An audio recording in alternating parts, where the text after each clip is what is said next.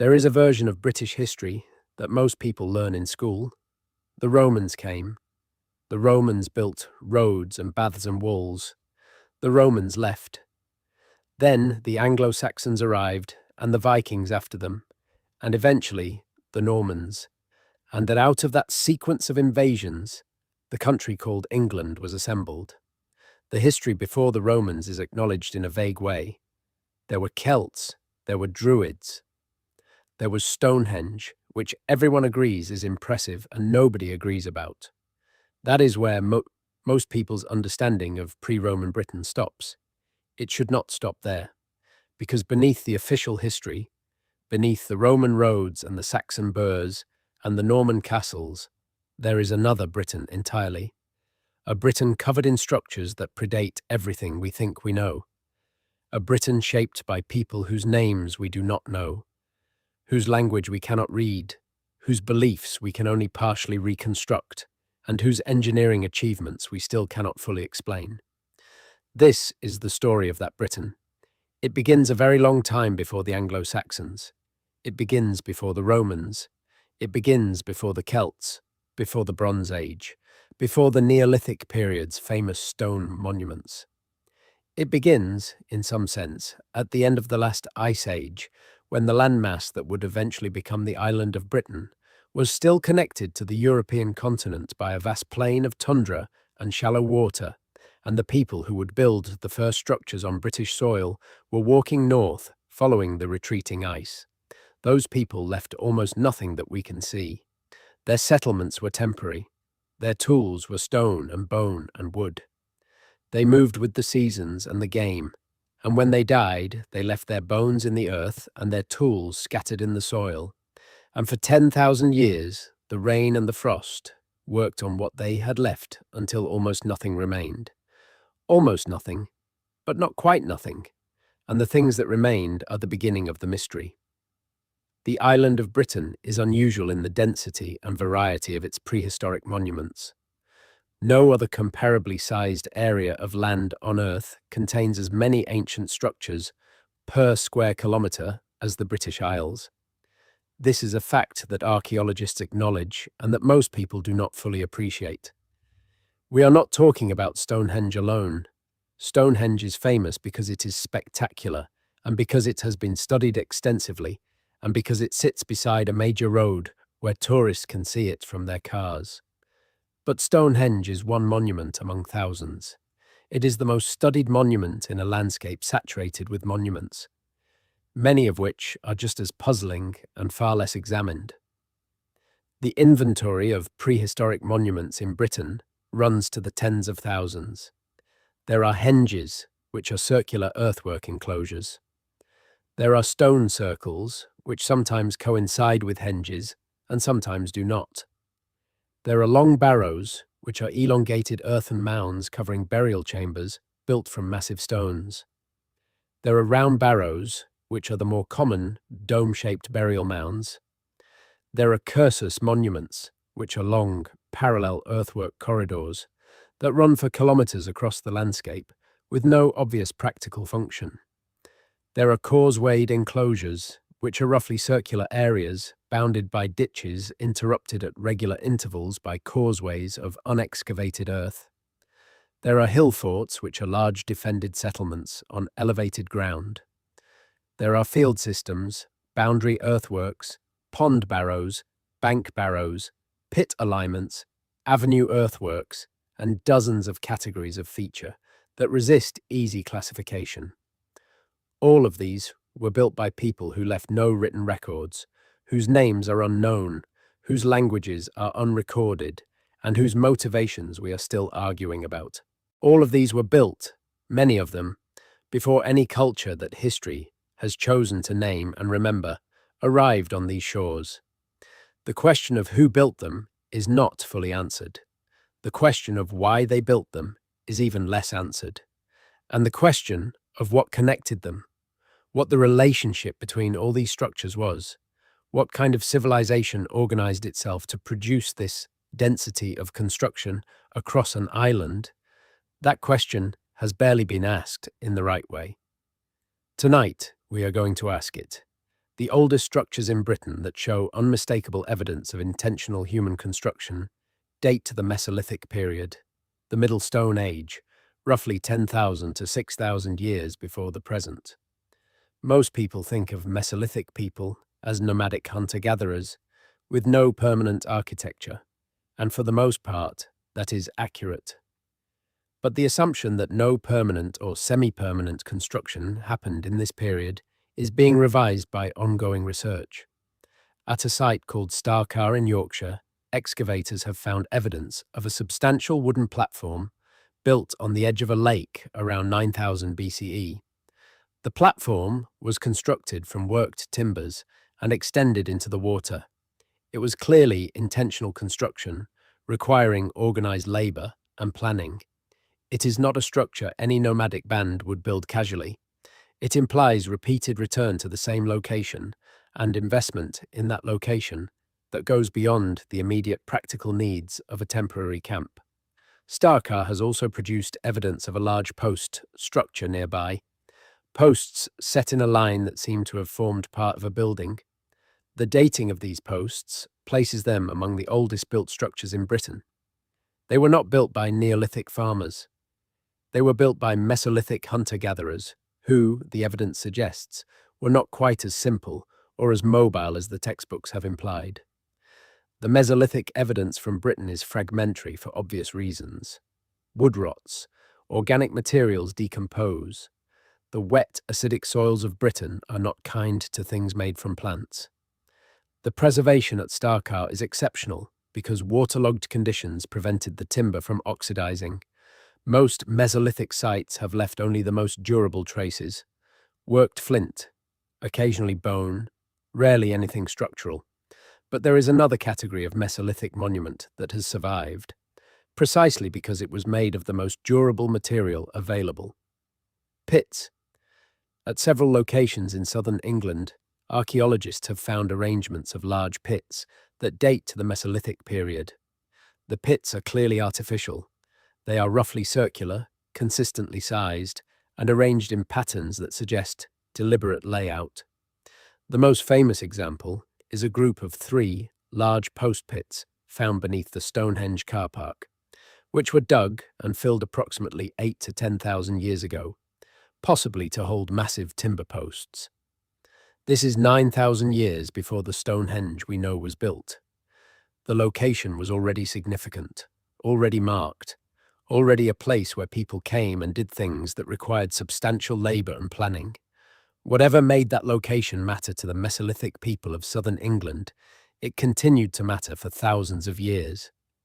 And the civilization that eventually built the stone monument we call Stonehenge was inheriting a tradition of significance attached to that specific place that stretched back into depths of time we can barely imagine.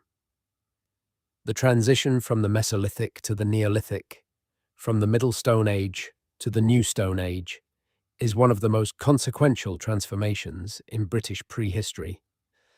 The Neolithic begins in Britain roughly 6,000 years ago, around 4000 BCE. It arrives not as a sudden invasion, but as a gradual process, probably involving both the immigration of farming peoples from continental Europe and the adoption of farming practices by existing Mesolithic populations.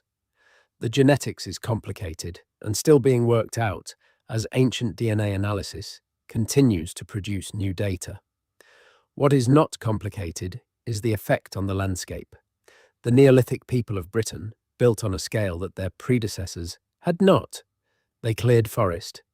They established the first recognizable field systems. They domesticated animals and plants. They created permanent settlements, though those settlements remain relatively hard to find archaeologically because they were built largely of wood and earth. And they built monuments. The Neolithic is when the monument building tradition that will define prehistoric Britain really begins. The earliest long barrows, the great elongated earthen and stone mounds that mark the Neolithic landscape from the Orkneys to Wessex, date to around 3800 to 3500 BCE. These are large structures requiring substantial organized labor. The biggest of them, Monuments like the West Kennet Long Barrow in Wiltshire or Maze How in Orkney are engineering achievements of a significant order. West Kennet is worth dwelling on for a moment. It is one of the largest Neolithic chambered long barrows in Britain. The mound is about 100 metres long and 30 metres wide. At the eastern end, there is a stone-built burial chamber consisting of a central passage flanked by two pairs of side chambers, all roofed with massive capstones. The largest of these capstones weighs several tons. The mound was built around 3650 BCE and was used for several centuries, with bones of multiple individuals deposited over time. Then, around 2500 BCE, the chambers were deliberately filled with earth and chalk rubble, and the entrance was blocked with massive sarsen stones. The monument was built, used, and deliberately sealed in a sequence spanning over 1,000 years. The people who sealed it were not the people who built it. They inherited the monument, used it for their own purposes, and eventually decided to close it. That sequence implies continuity of tradition and relationship to the monument across dozens of generations. What did West Kennet mean to the people who used it for 1,000 years? What did it mean to the people who sealed it? The answers are not fully available to us, but the questions are important because they point to something that tends to get lost in the standard narrative of prehistoric Britain. These were not people without history. They were not people without culture. They were not blank slate savages accidentally scratching patterns in the earth. They were people with long memories, complex traditions, inherited relationships to place, and the organizational capacity to undertake large construction projects and maintain engagement with those projects over centuries. They were, in every meaningful sense, civilized. They just did not write things down. There is a site in Wiltshire that most people who visit Stonehenge do not visit, even though it is larger, older, and arguably more impressive than Stonehenge itself. Avebury is a henge monument of extraordinary scale. The outer ditch and bank enclose an area of about 11 hectares. Inside that outer enclosure stand the remains of a great outer stone circle, originally consisting of about 100 stones, of which less than 30 remain standing or have been re-erected. Inside the outer circle are the remnants of two smaller stone circles, each of which would have been among the largest stone circles in Britain if it stood alone. Running south from the henge at Avebury is a double avenue of stones, Kennet Avenue, that extends for about 2.5 kilometres to a smaller circular monument called the Sanctuary on Overton Hill. Running northwest from the henge was another avenue, Beckhampton Avenue, of which only 2 stones, the long stones, now remain. The whole complex, the henge, the circles, the 2 avenues, the sanctuary, the nearby Silbury Hill, the West Kennet Long Barrow, and several other related monuments forms an integrated ritual landscape of a scale and sophistication that challenges easy description. Silbury Hill alone is worth stopping on. Silbury Hill is the largest prehistoric mound in Europe. It is about 40 metres high and about 160 metres in diameter at its base. It is roughly conical in shape. It is built from chalk and earth and was constructed around 2400 BCE, approximately contemporary with the final phase of Stonehenge. There is nothing inside Silbury Hill.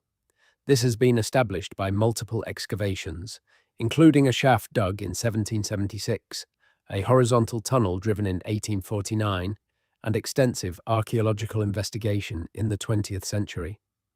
The hill is solid, with a complex internal structure of chalk layers built up in stages, but there is no burial, no chamber, no central feature.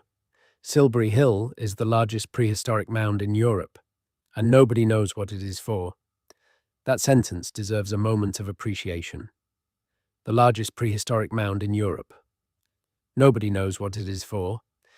It has been suggested that it is a monument to a specific event, an observation platform, a territorial marker, a representation of a female figure in the landscape, a structure related to water management, a symbolic representation of the Earth goddess, or simply a massive demonstration of collective labor capacity.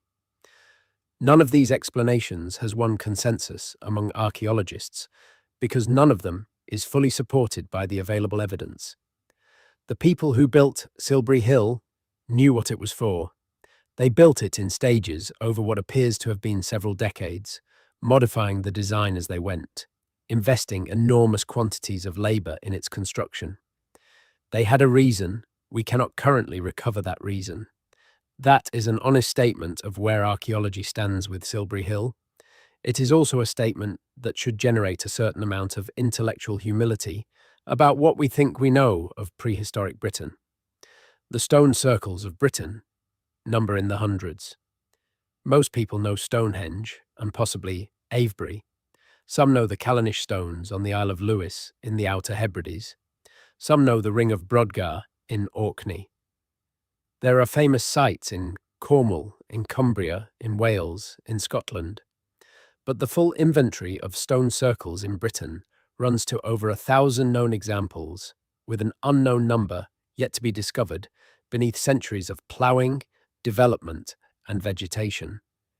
They range from small settings of a few stones a few meters across to the largest sites with dozens of stones spanning hundreds of meters. The geographic distribution of stone circles across Britain is not random. They cluster in certain regions and avoid others in patterns that suggest meaningful relationships to landscape features, astronomical sightlines, or social territories. They are connected to each other and to other monument types in ways that suggest they were part of an integrated landscape system, rather than isolated individual constructions. The question of what they were for has been debated since at least the 17th century, when the first serious antiquarians began documenting them. The answers proposed have included temples, astronomical observatories, meeting places for political assembly, locations for seasonal festivals, theatres for performance and ritual, burial grounds, territorial markers, and landscape navigation aids. All of these proposals have some evidence in their favour. All of them have been challenged. The most honest current position is that stone circles were probably different things in different times and different places, that their functions evolved over the centuries of their use, and that reducing them to any single explanation misses most of what made them meaningful to the people who built and used them. What is clear is that building them required organization. Take the most basic question of logistics. The stones at Stonehenge include two main types: the larger sarsen stones, the tall uprights, and the horizontal lintels are Silcrete sandstone from Marlborough Downs, approximately 25 kilometers north of Stonehenge. The smaller blue stones, which form the inner arrangements, are from the Preseli Hills in Pembrokeshire, Wales, approximately 250 kilometers away. Moving the sarsen stones, the largest of which weighs around 25 tons, 25 kilometers without wheeled vehicles or draft animals would require hundreds of people working in coordination over extended periods. The logistics of felling, preparing, transporting, and erecting them are staggering when worked through in detail. Moving the bluestones 250 kilometers over terrain that included sea crossings is an achievement that archaeologists are still not fully sure how to explain. Various experiments have demonstrated that the transport is physically possible using the technology available in the 3rd millennium BCE. But demonstrating that something is possible is different from explaining why anyone would undertake it. Why did those specific stones from that specific location in Wales need to be at Stonehenge? What made them necessary? Nobody knows. But the fact that the people who built Stonehenge believed strongly enough in the necessity of those stones to transport them 250 kilometers tells us something important. It tells us that there was a system of belief and meaning attached to specific stones from specific places. It tells us that the landscape of Britain, at the height of the monument building period, was mapped in a way that we do not currently understand. a map in which certain locations had specific values that were non-transferable. You could not substitute a different stone from a closer location. It had to be those stones, from there. That kind of specificity implies a sophisticated cosmological system, a system in which the properties of places, of materials, of alignments and orientations and astronomical relationships were carefully worked out and strictly observed. The people who had that system were not primitive. They were operating at the frontier of their own intellectual tradition, as sophisticated within their framework as any culture we choose to admire. The astronomical alignments of British prehistoric monuments have been studied since the 18th century, and the study has produced a combination of genuine insight and speculative excess that makes the whole subject difficult to discuss clearly.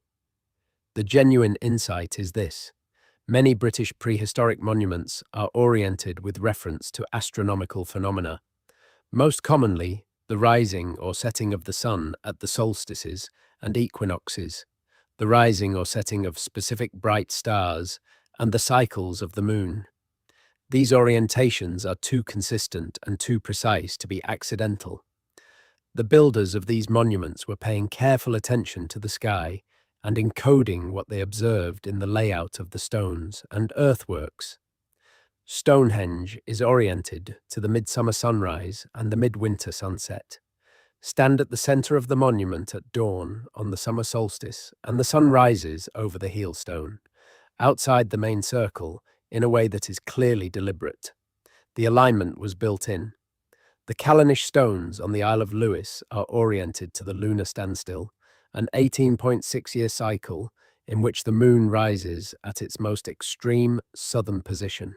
At the major lunar standstill, the full moon near the summer solstice skims along the horizon at Callanish, appearing to rise from and set behind the hills in a dramatic event that only occurs once every 18.5 years. The monument seems to have been designed to frame and celebrate this event. Newgrange in Ireland, which is contemporary with Stonehenge and related to the same monument building tradition, is oriented to the midwinter sunrise. At dawn on the winter solstice, a shaft of sunlight enters through a specially constructed opening above the entrance passage and travels down the long passage to illuminate the chamber at the back. The alignment is precise to within minutes of arc.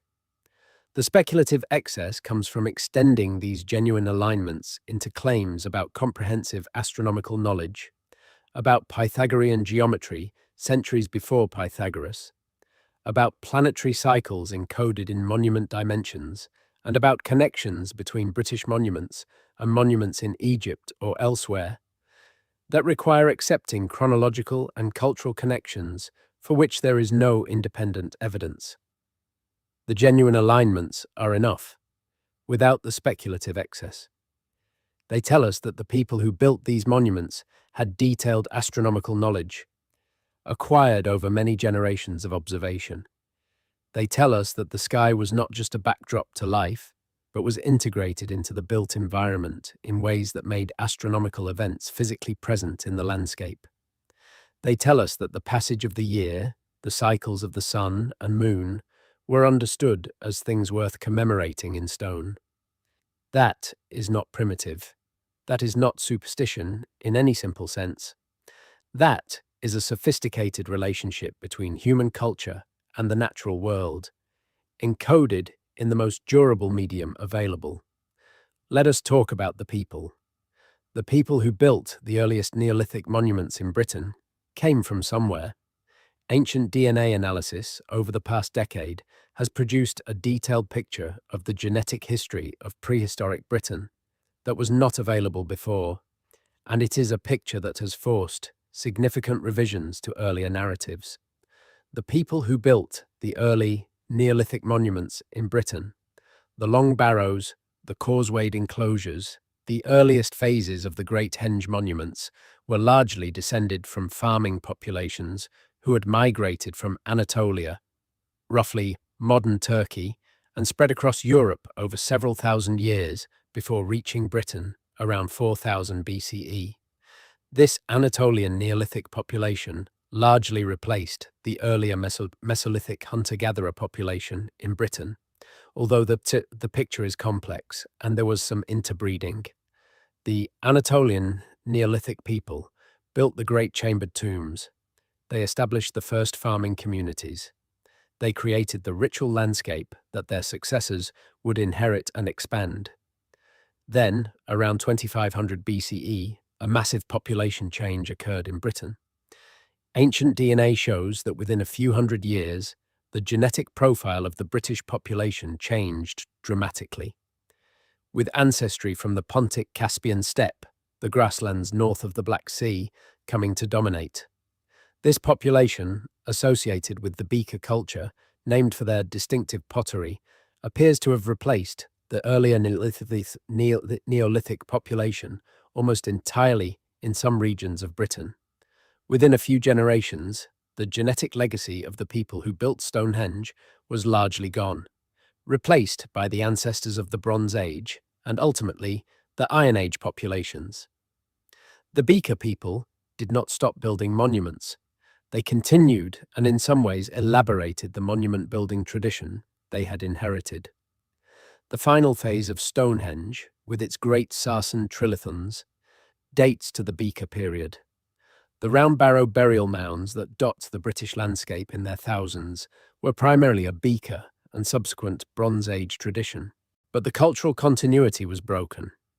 The knowledge traditions, the beliefs, the specific meanings attached to specific monuments, the cosmological framework that informed the astronomical alignments, all of that was held in people who were largely gone, replaced by newcomers who interpreted the inherited landscape through their own frameworks. This is one of the reasons the monuments are so hard to interpret. The people who built the earliest ones were replaced. Their oral traditions did not survive the replacement in any form we can access. The monuments themselves are all that remains of a knowledge system that died with the people who held it. There is a monument in Orkney that is in many ways the most remarkable prehistoric site in Britain, and it is one that most people who are interested in prehistoric Britain know about but have not fully absorbed. The site is called the Ness of Brodgar. It sits on a narrow strip of land between two bodies of water, the Loch of Stennis and the Loch of Harray, in the heart of an extraordinary prehistoric landscape that also includes the Ring of Brodgar stone circle, the Stones of Stennis, and the Maze How passage tomb. Archaeological excavations at the Ness of Brodgar have been ongoing since 2003, and what they have revealed is a complex of monumental buildings unlike anything else found in Neolithic Britain. There is a massive stone wall called the Great Wall of Brodgar that enclosed the site. Inside the enclosure there are at least 12 large stone buildings, each of which would have been a significant structure in its own right. The largest, Structure 10, is around 25 meters long and up to 5 meters wide, with walls still standing in places to a height of a meter. The buildings were not houses. They were too large, too elaborately constructed, and too specialized in their spatial organization to have been domestic dwellings. They were, in the broadest sense, public buildings. Buildings for gathering, for ceremony, for activities that required space and formality. The Ness of Brodgar was a centre, a place where people came from a wide region, a place where things happened that mattered to many communities, not just one village. The animal bones found in the deposits at the site include cattle killed in enormous quantities, suggesting feasting events of a scale that implies gatherings of hundreds or even thousands of people. People who came together, ate together, perhaps worked together on the monuments surrounding the site, and then dispersed back to wherever they came from. This is not what we imagine when we imagine Neolithic Britain. We imagine small farming communities, isolated by distance and the difficulty of travel, each largely self-sufficient, coming together occasionally, but not in any organized or sustained way. The Ness of Brodgar suggests something different. It suggests a network across which information, people, materials, and meaning moved. A network with nodes, centers of activity that drew people and resources together. A network capable of coordinating the construction of the Ring of Brodgar, a stone circle of 60 standing stones originally, and of Maes Howe, one of the finest pieces of stone architecture in prehistoric Europe. Maes Howe is worth dwelling on. It is a chambered cairn, a stone burial chamber inside an earthen mound, built around 2800 BCE. The chamber is built from enormous flat sandstone slabs fitted together with a precision that is extraordinary. The corners are sharp, the walls are straight, the lintels are laid with careful attention to their surfaces and edges. The quality of the stonework rivals anything produced in the later historical periods of British construction. At the midwinter solstice, the setting sun shines directly down the entrance passage and illuminates the back wall of the chamber. The alignment is precise and clearly intentional. The dead were placed in a chamber that was annually visited by the solstice sunset, the light reaching in to touch the bones in the dark. Who planned that? Who knew enough about the movement of the sun over the course of the year, in this specific place, at this specific latitude, to design a building that captures the solstice sunset in its interior? How many years of observation preceded the construction? How was the knowledge organized and transmitted? These are not trivial questions. They imply a knowledge tradition of significant depth and sophistication, transmitted over generations within a society that we have generally described as primitive. The word primitive needs to be retired from discussions of prehistoric Britain. It is not just inaccurate, it is actively misleading, because it prevents us from asking the questions that would lead to genuine understanding. The landscape of prehistoric Britain was not a collection of isolated monuments scattered randomly across the countryside.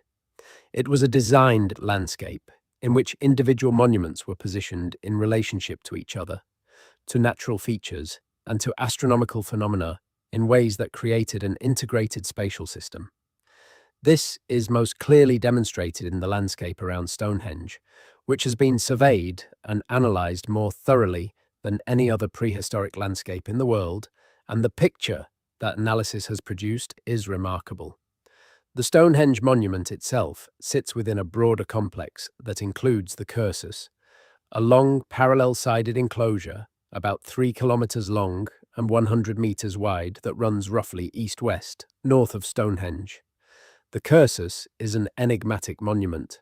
Nobody knows what it was for.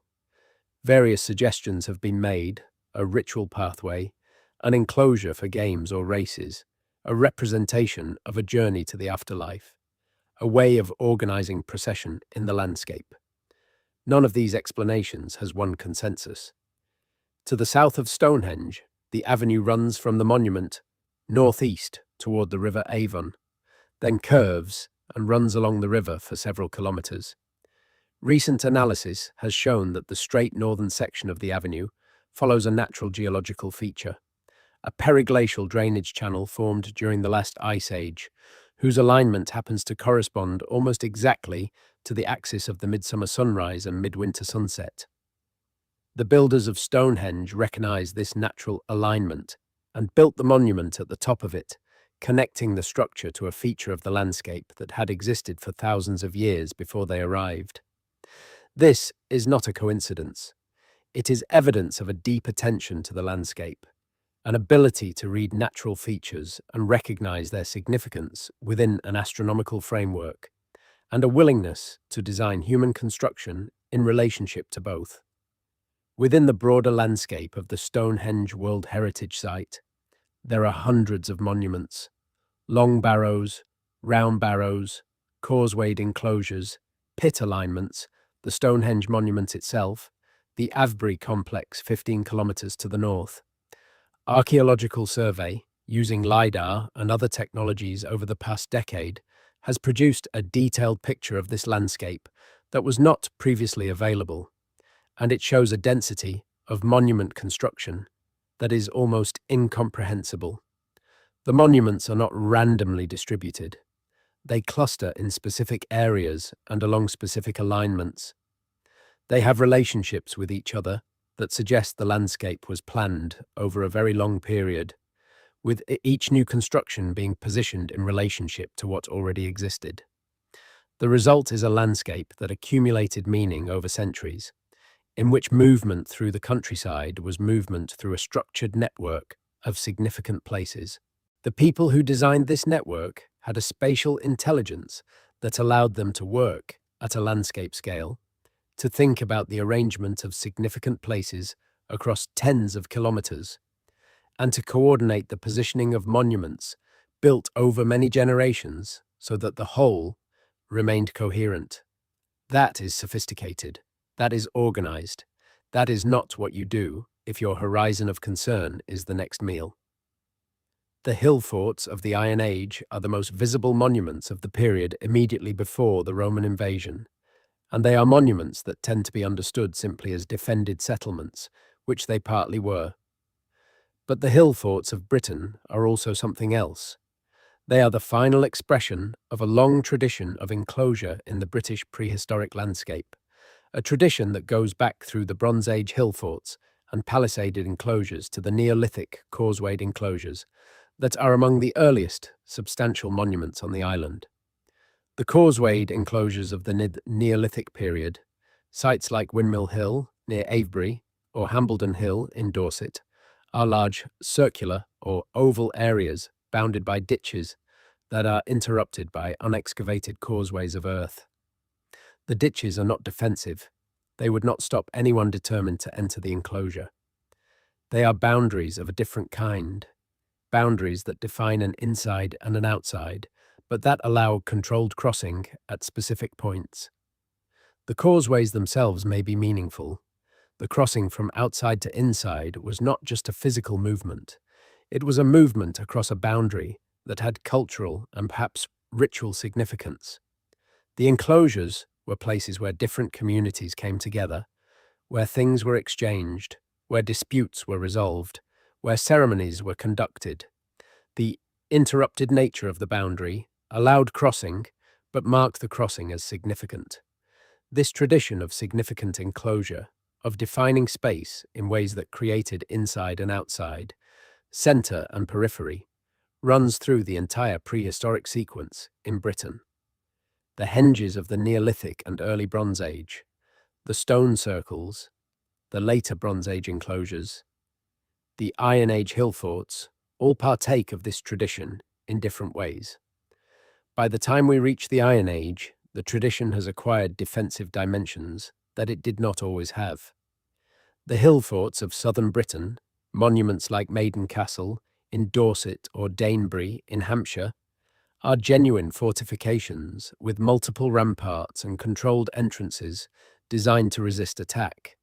But they are also, still, centres, places where the community gathered, places with internal structures, houses, storage facilities, craft production areas that indicate a population that was more than just military. Maiden Castle, at its height in the mid-Iron Age, enclosed an area of about 19 hectares within a complex of multiple ramparts up to 25 meters high. It may have housed a population of several hundred people. It was a town, in effect, a fortified town with complex internal organization. The people who built and inhabited Maiden Castle were not savages. They were farmers with sophisticated agricultural practices, metal workers producing tools and weapons and ornaments of high quality, traders connected to networks extending across Britain and into continental Europe, practitioners of complex religious traditions, speakers of a Celtic language or languages related to those still spoken in the surviving Celtic regions of Britain. They were the people the Romans found when they arrived. They were the end product, in some respects, of 4,000 years of continuous cultural development on the island of Britain. And even they, sophisticated as they were, did not fully understand the monuments that their predecessors had left. The long barrows and the stone circles and the great henges were already ancient when the Iron Age Britons came to them. They had their own relationships with those monuments, their own interpretations of what they meant. but they were not the people who built them. The gap between the builders and the Iron Age inheritors was as large as the gap between us and them. There is a phenomenon in British archaeology that researchers call the structured deposition of artifacts. It refers to the practice of deliberately placing objects in specific locations in ways that suggest intentional acts of offering or ritual rather than casual loss or disposal. Objects placed in rivers, in pits, in the fills of ditches, in the chambers of monuments, in the boundaries of enclosures. Objects selected for deposition that are often the finest examples of their type, the most valuable, the most carefully made. Objects sometimes deliberately destroyed before deposition, bent, broken, or burned. Structured deposition is found throughout the prehistoric sequence in Britain, and it tells us something important about the relationship between the people of prehistoric Britain and the world around them. The rivers were not neutral features of the landscape to the prehistoric Britons. They were beings, or the homes of beings, or passages between worlds, and the things placed in them were communications of some kind, gifts or payments or acknowledgements. The Thames has produced more high-quality bronze and Iron Age metalwork than any comparable deposit in Europe. Much of it clearly deposited deliberately in the river rather than lost accidentally. The same is true of bogs, of lakes, of specific landscape features that recur across the country as locations of repeated deposition. These places were significant. They were addressed in material form repeatedly over long periods. They were part of the network of significant places in the landscape, the same network that included the stone circles and the barrows and the hill forts. The landscape of prehistoric Britain was alive with meaning in a way that the landscape of modern Britain is not, or not in the same way. Every significant natural feature, every hill and spring and river and unusual rock formation, every place where something memorable had happened, every place that astronomical observation had made significant, was a node in a network of meaning. Moving through the landscape was moving through meaning. Living in the landscape was living inside a story about the world that was written in the land itself.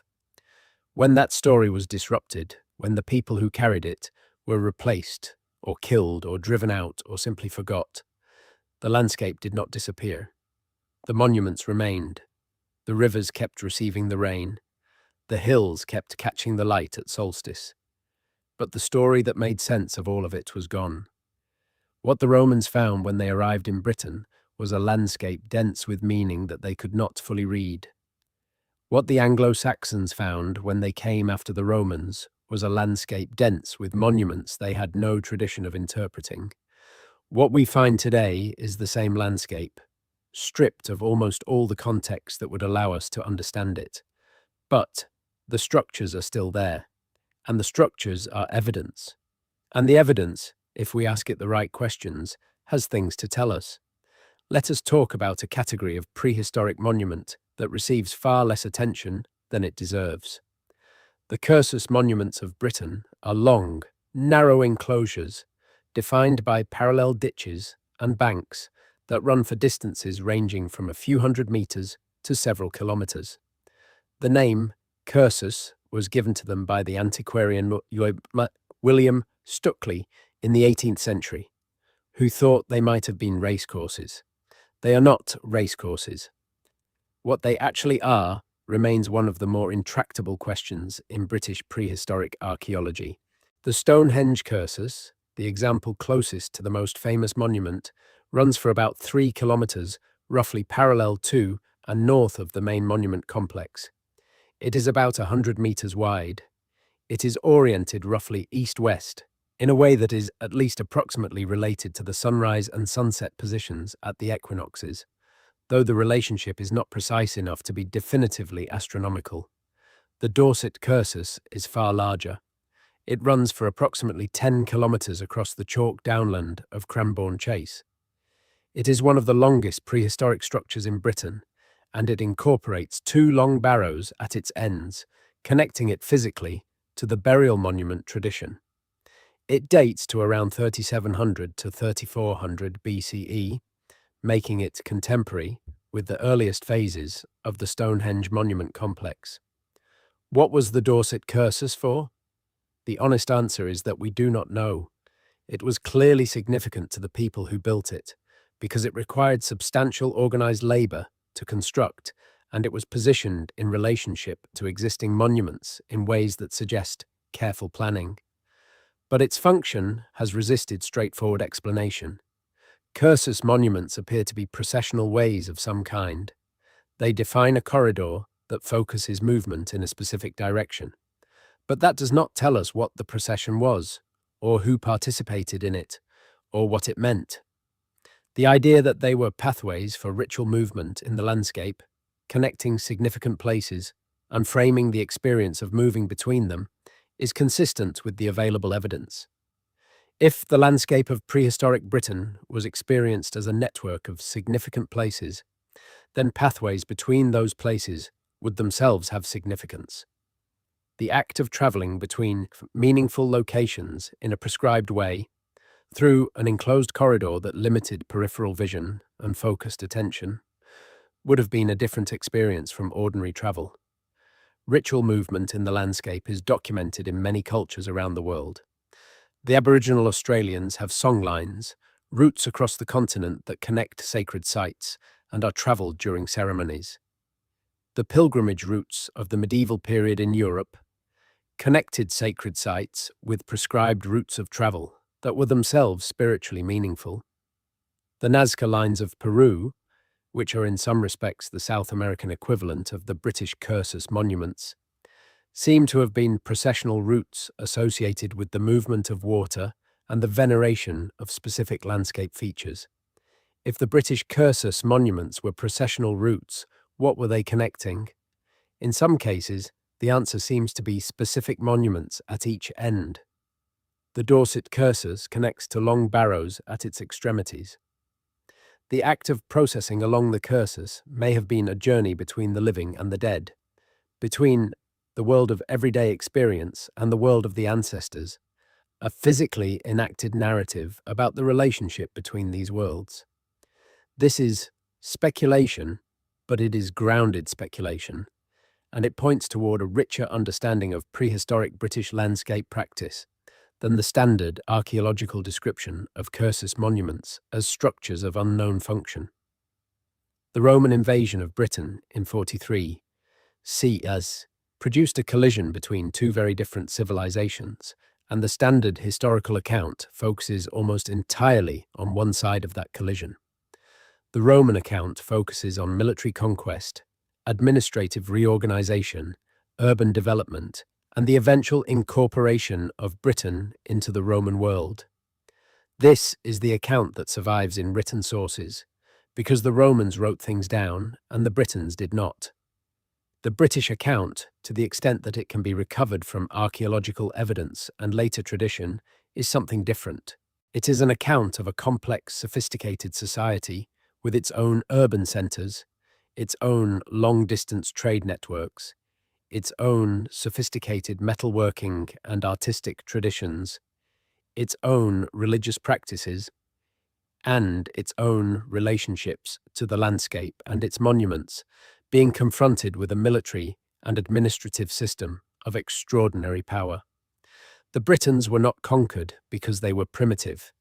They were conquered because the Roman army, at its height, was the most effective military force in the Western world. And even so, the conquest was not complete. The north of Britain, Scotland, was never fully subdued. The conquest of Wales required sustained military effort over decades.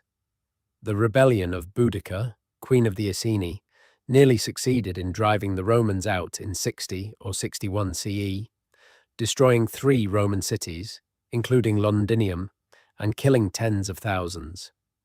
The Britons were capable fighters. They were also, as Caesar noted in his accounts of the earlier expeditions of 55 and 54 BCE, sophisticated in various ways that the Roman accounts sometimes acknowledged and sometimes minimized. What the Romans found in Britain was a population with a long relationship to its landscape, a deep memory of the monuments that marked that landscape, and practices connected to those monuments that continued in modified forms into the Roman period and beyond. The Romans adapted to this in various ways. They built temples at pre-existing sacred sites. They incorporated local deities into their religious framework. They used existing road alignments and territorial boundaries as the basis for their own administrative geography. They were, in other words, not entirely blind to the existing order of the landscape they were occupying. They recognized significance even when they did not understand it. What they could not access was the knowledge tradition that had organized the prehistoric landscape over the preceding 4,000 years. That tradition was partly oral and partly embodied, held in the practices and stories of specific communities, and it did not survive the Roman period intact. Some of it may have survived in modified form among the communities that maintained their distinctiveness through the Roman period. The religion of the Druids, which is what the Romans called the religious practitioners of the Celtic world, was suppressed by the Romans with deliberate ferocity. Tacitus describes the Roman attack on the Druidic centre at Mona, the island of Anglesey in Wales, in terms that make clear the Romans understood they were destroying something important. The Druids were the knowledge keepers, the people who maintained the memory of the landscape and its monuments and the traditions associated with them. When the Druids were destroyed, another piece of the interpretive framework for the prehistoric landscape was lost. The period between the Roman withdrawal from Britain in the early 5th century CE and the establishment of Anglo-Saxon kingdoms in the following centuries is one of the most confused and debated periods in British history. The Romans left. The infrastructure they had built began to decay. The urban populations contracted. The roads that had connected the island were still there, but the administrative system that maintained them was gone. Into this vacuum came various groups from continental Europe, Angles, Saxons, and Jutes from what is now northern Germany and Denmark, and eventually other groups, including Franks and Frisians. The traditional narrative holds that these newcomers largely replaced the existing British population, that the Romano-British culture was swept away, and that what emerged was Anglo-Saxon England, culturally and in large measure genetically distinct from what had been there before. This narrative has been challenged and complicated by more recent archaeological and genetic research. The picture is more varied than the traditional account suggests, with significant regional variation. In some areas, the incoming populations do seem to have largely replaced the existing inhabitants. In others, significant continuity can be traced. The genetics of the modern English population shows both substantial Anglo-Saxon ancestry and significant British Celtic ancestry that predates the migrations. But however we characterize the continuity or discontinuity of the population, there is one clear pattern. The Anglo-Saxons who came to Britain came to a landscape already covered in monuments they did not understand. They had names for these things. Old English has various terms for the prehistoric monuments of Britain. The long barrows were called hlors or beorgas, mounds. The stone circles and other megalithic monuments were called, in various Old English texts, eotenveosa, giant's work, or the work of beings who were not human in any ordinary sense. The Anglo-Saxons understood that the monuments had been built by powerful beings and that those beings were not their own ancestors. The monuments were othered, assigned to a supernatural category that acknowledged their age and their scale without requiring their makers to be incorporated into any human historical narrative. This is a telling response. The monuments were so clearly the work of capable builders, so far beyond what the incoming populations were building themselves in the early period, that they required a non-human explanation. Giants, old gods, powers from before. The truth is that the monuments were the work of humans, very capable humans operating within very sophisticated knowledge traditions. But those humans and their traditions were gone, and in their absence, the monument stood as evidence of a civilization that had no voice to explain itself. There are moments in the investigation of British prehistory when you encounter something that simply stops you. One of those moments comes when you look at the construction of the passage tomb at Newgrange in Ireland, which is close enough to the British tradition to be part of the same world, and understand what the builders achieved there. The outer wall of the mound at Newgrange is faced with white quartz cobbles, some of which were carried from the Wicklow Mountains, over 70 kilometers away. The pattern in which the quartz is laid, interspersed with rounded granite boulders, produces a visual effect that must originally have been almost blinding in sunlight. A white mountain gleaming. The curbstones that surround the base of the mound are decorated with spiral and lozenge patterns carved with stone tools. The famous entrance curbstone is one of the most elaborate pieces of prehistoric art in Europe. Its entire surface covered with interlocking spirals and concentric arcs of exceptional precision and beauty. Inside the mound, the passage is 19 meters long and leads to a cruciform chamber roofed with a corbelled vault nearly 6 meters high. The vault is still waterproof after 5,000 years. Above the entrance, a specially designed roof box allows a precisely calculated shaft of light to enter the passage at the winter solstice. The engineering precision of this structure, the aesthetic sophistication of its decoration, the astronomical knowledge encoded in its orientation, the organizational capacity required to gather and transport its materials and to coordinate the labor of its construction. None of this fits the image of primitive subsistence farmers scratching a living from the Neolithic soil.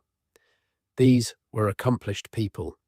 They were working within a tradition that valued precision, beauty, astronomical alignment, and the careful management of the relationship between the living and the dead. They were doing all of this without metal tools, without wheeled vehicles, without writing.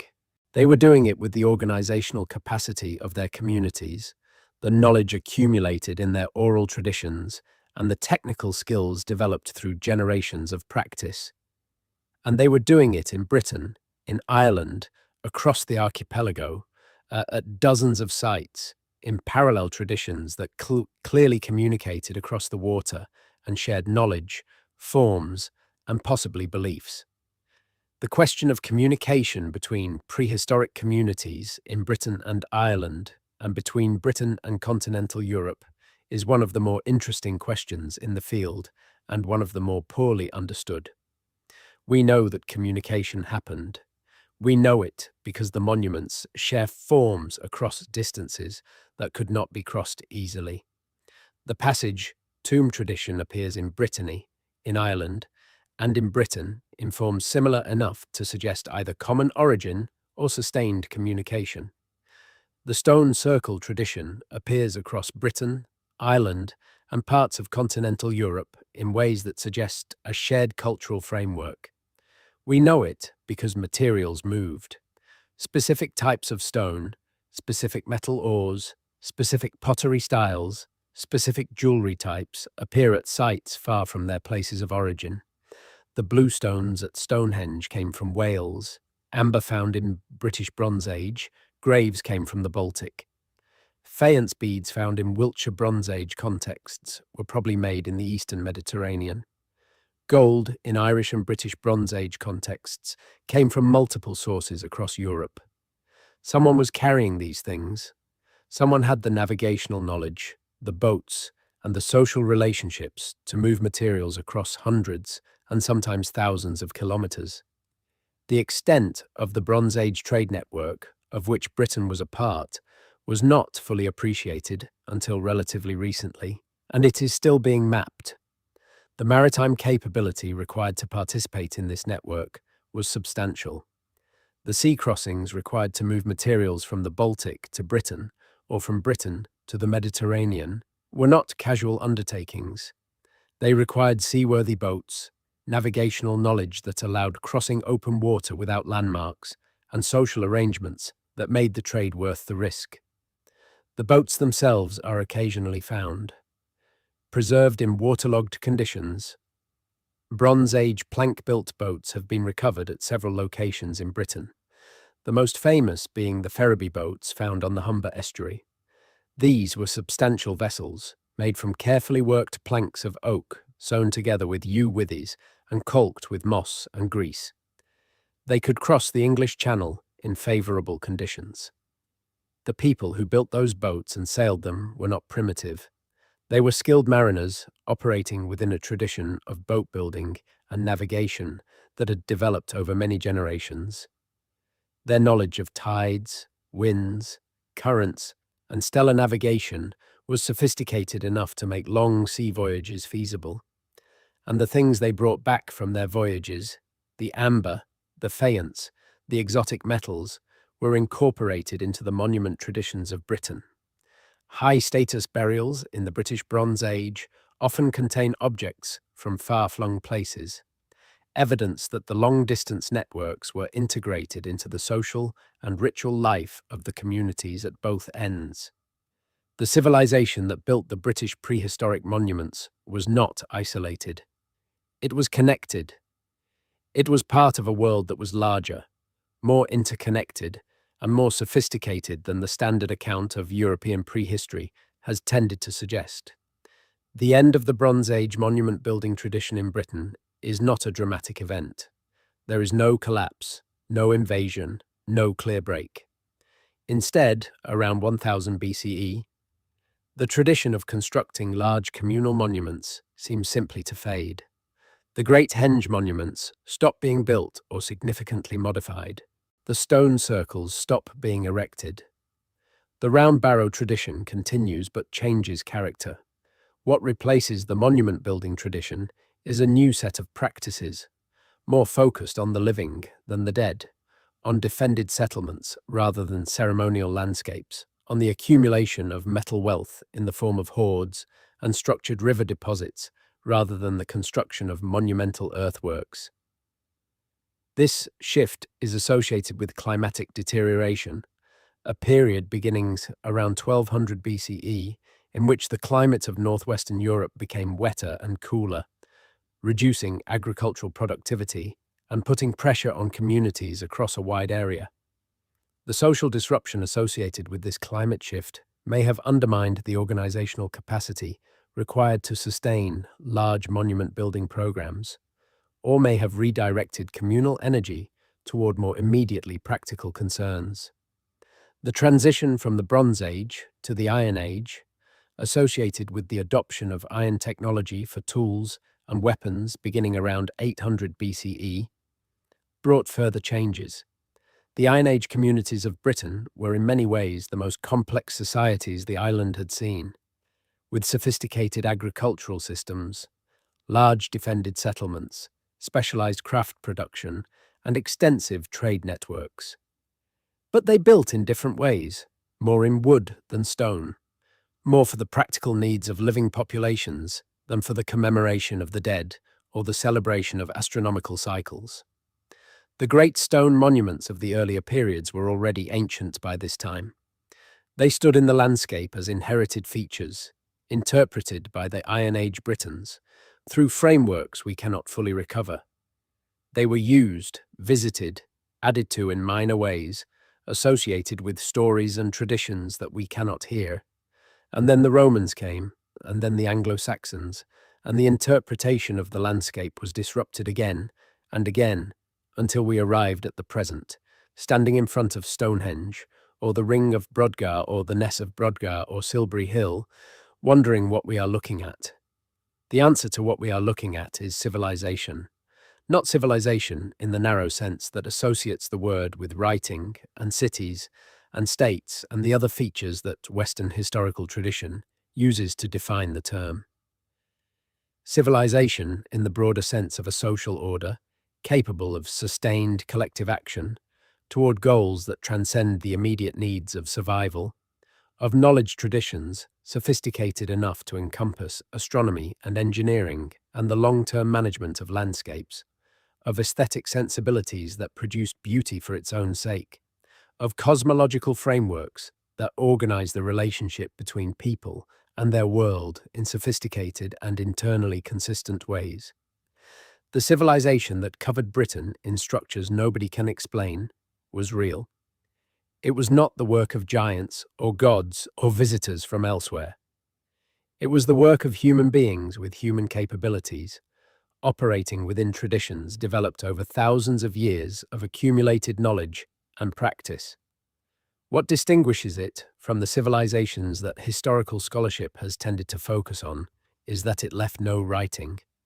Without writing, the tradition is recoverable only through the structures it left and the genetic traces of the people who built them. The structures are spectacular, but mute. The genetics tells us about populations, but not about beliefs or knowledge. Into that silence, we project our own confusions and our own assumptions. We assume that the absence of writing means the absence of sophisticated thought. We assume that the absence of cities means the absence of social complexity. We assume that the absence of the familiar markers of civilization means the absence of civilization itself. Those assumptions are wrong. The evidence from the structures themselves is clear enough, if we are willing to read it on its own terms, rather than through the lens of what we expect civilization to look like.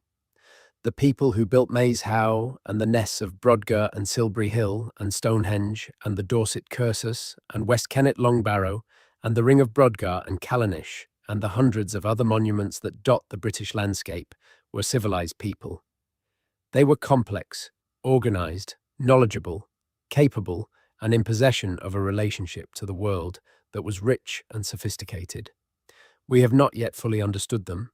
We may never fully understand them. But we owe them the respect of acknowledging what they achieved, rather than dismissing it as the lucky accident of simple people who happened to stack a few stones. The structures are still there. They are still explaining themselves to anyone willing to listen. The Anglo-Saxons came after, and the Vikings, and the Normans, and the centuries of English history that followed. But before all of that, Britain belonged to a civilization that predated them all, that left its mark on every hill and valley of the island, and that remains, in its deepest foundations, the ground on which everything else was built. The ground is still there, the structures are still there, and the mystery is still there, waiting patiently, as it has always waited, for the moment when we are ready to understand it. That moment is not yet fully arrived, but it is closer than it has ever been. Before the Anglo-Saxons, before the Romans, before the Celts, there was a civilization in Britain that covered the island in structures nobody can explain. Their names are unknown, their language is unrecorded, their beliefs can only be partially reconstructed from the evidence they left in the earth. But they were here, they built here, they understood something about this land and this sky that we have not yet recovered, and their work endures, in the stones, and the earthworks, and the aligned passages, and the hollow hills, in the landscape that was, before anything else, theirs.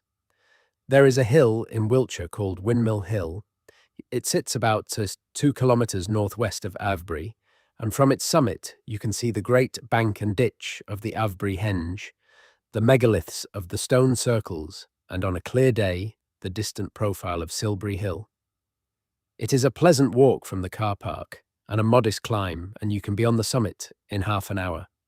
What most people who make that walk do not know is that the hill was the site of one of the most important and Neolithic monuments in southern Britain, a causewayed enclosure built around 3700 BCE that was used for several centuries as a gathering place for communities from a wide region. Windmill Hill was excavated in the 1920s and 1930s by the archaeologist Alexander Keiller, who also bought Avebury village specifically to protect the monument and re-erect fallen stones. Keiller was a remarkable figure, a Scottish businessman who devoted his considerable personal fortune to prehistoric archaeology, and his excavation of Windmill Hill produced the first detailed picture of a Neolithic causewayed enclosure. What Kyla found beneath the accumulated soil of 5,000 years was evidence of repeated, sustained, organized activity. The ditches of the enclosure contained vast quantities of animal bones, pottery sherds, flint tools, and human bones. The animal bones came predominantly from cattle, and many of them showed signs of having been butchered and cooked. There had been feasting here, substantial and organized feasting involving quantities of meat that would have required large herds and large gatherings.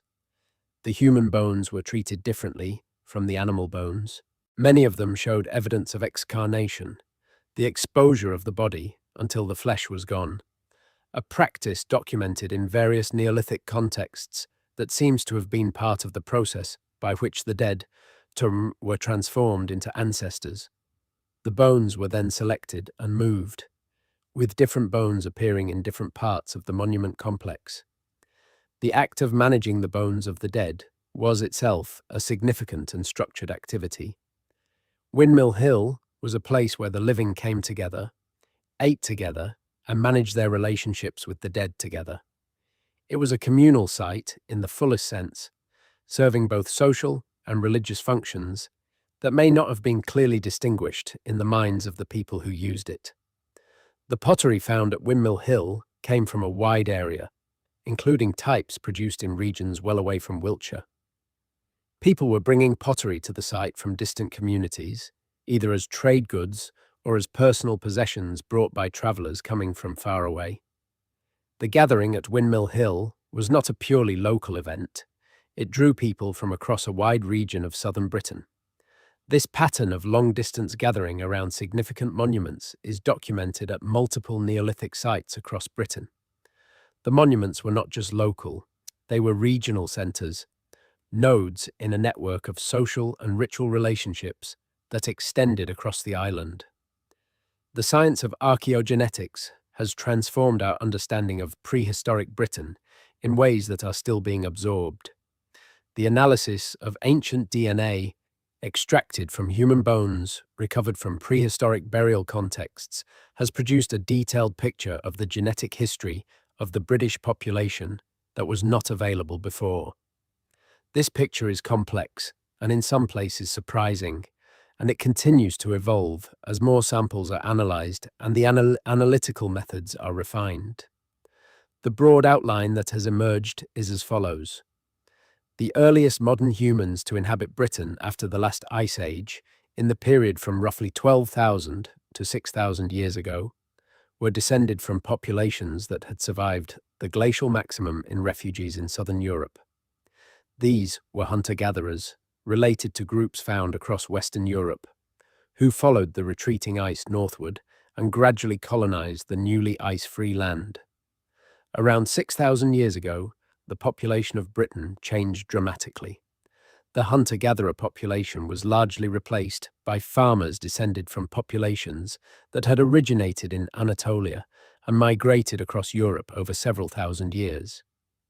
This replacement was almost total in some regions, with the hunter-gatherer ancestry dropping to very low levels. The Anatolian Neolithic farmers brought their farming practices, their pottery traditions, their monument-building traditions, and their genetic ancestry to Britain. These are the people who built the earliest long barrows, the causewayed enclosures, the first phases of the Great Henge monuments. When we talk about the Neolithic inhabitants of Britain, we are talking about a population descended from Anatolian farmers who had been in Britain for a few centuries at most when the great monument-building tradition began. Around 4,500 years ago, another dramatic change occurred. People associated with the Beaker culture, descended from populations from the Pontic-Caspian steppe, spread across Europe and reached Britain. Within a few generations, the genetic profile of the British population shifted massively towards steppe ancestry. The Anatolian Neolithic ancestry, which had dominated for 1,500 years, declined sharply. By the end of the early Bronze Age, the genetic profile of the British population was dominated by steppe ancestry in ways that have persisted, in modified form, to the present. The speed of this genetic change, occurring within a few generations in the archaeological record, implies a population replacement rather than gradual admixture. What caused the replacement, whether it was violent conquest, epidemic disease differentially affecting the existing population, or some other process, is not fully understood. But the scale of the change is clear. The Beaker people who came to Britain were not foreigners in the sense that they imported an entirely alien culture. They adopted the existing monument traditions, modified them, continued building in the landscape they had inherited. But the people who built the later phases of Stonehenge were genetically very different from the people who built the earliest phases. The cultural tradition continued while the population changed beneath it. This is important for understanding why the knowledge traditions associated with the earliest monuments may have been disrupted even before the Roman period. Each major population change created potential breaks in the oral transmission of knowledge, the meanings attached to specific places, the stories that explained specific monuments, the cosmological frameworks that organized the landscape. All of these were held in people. When the people changed, the knowledge was at risk. Some of it survived, adapted, passed between populations in the act of coexistence and intermarriage. Some of it was lost. The monuments that we cannot explain today may be monuments whose explanations were lost, not recently, but 4,000 years ago, in the first of the great population changes that reshaped Britain. The copper and bronze metalworking that defines the Bronze Age in Britain represents a technological transformation of significant importance, but it also represents a continuity with the Neolithic period that tends to be underemphasized. The first metal objects to appear in Britain in the late Neolithic period around 2500 BCE are small copper items, awls and daggers, that are found in association with beaker burials. The technology of working metal is new, but the social context in which metal objects appear are continuous with earlier Neolithic practices. Metal objects, like fine pottery and amber beads, are markers of status and are deposited in significant contexts. Over the following centuries, as bronze, an alloy of copper and tin, became available and metalworking technology developed, the range and sophistication of metal objects expanded dramatically.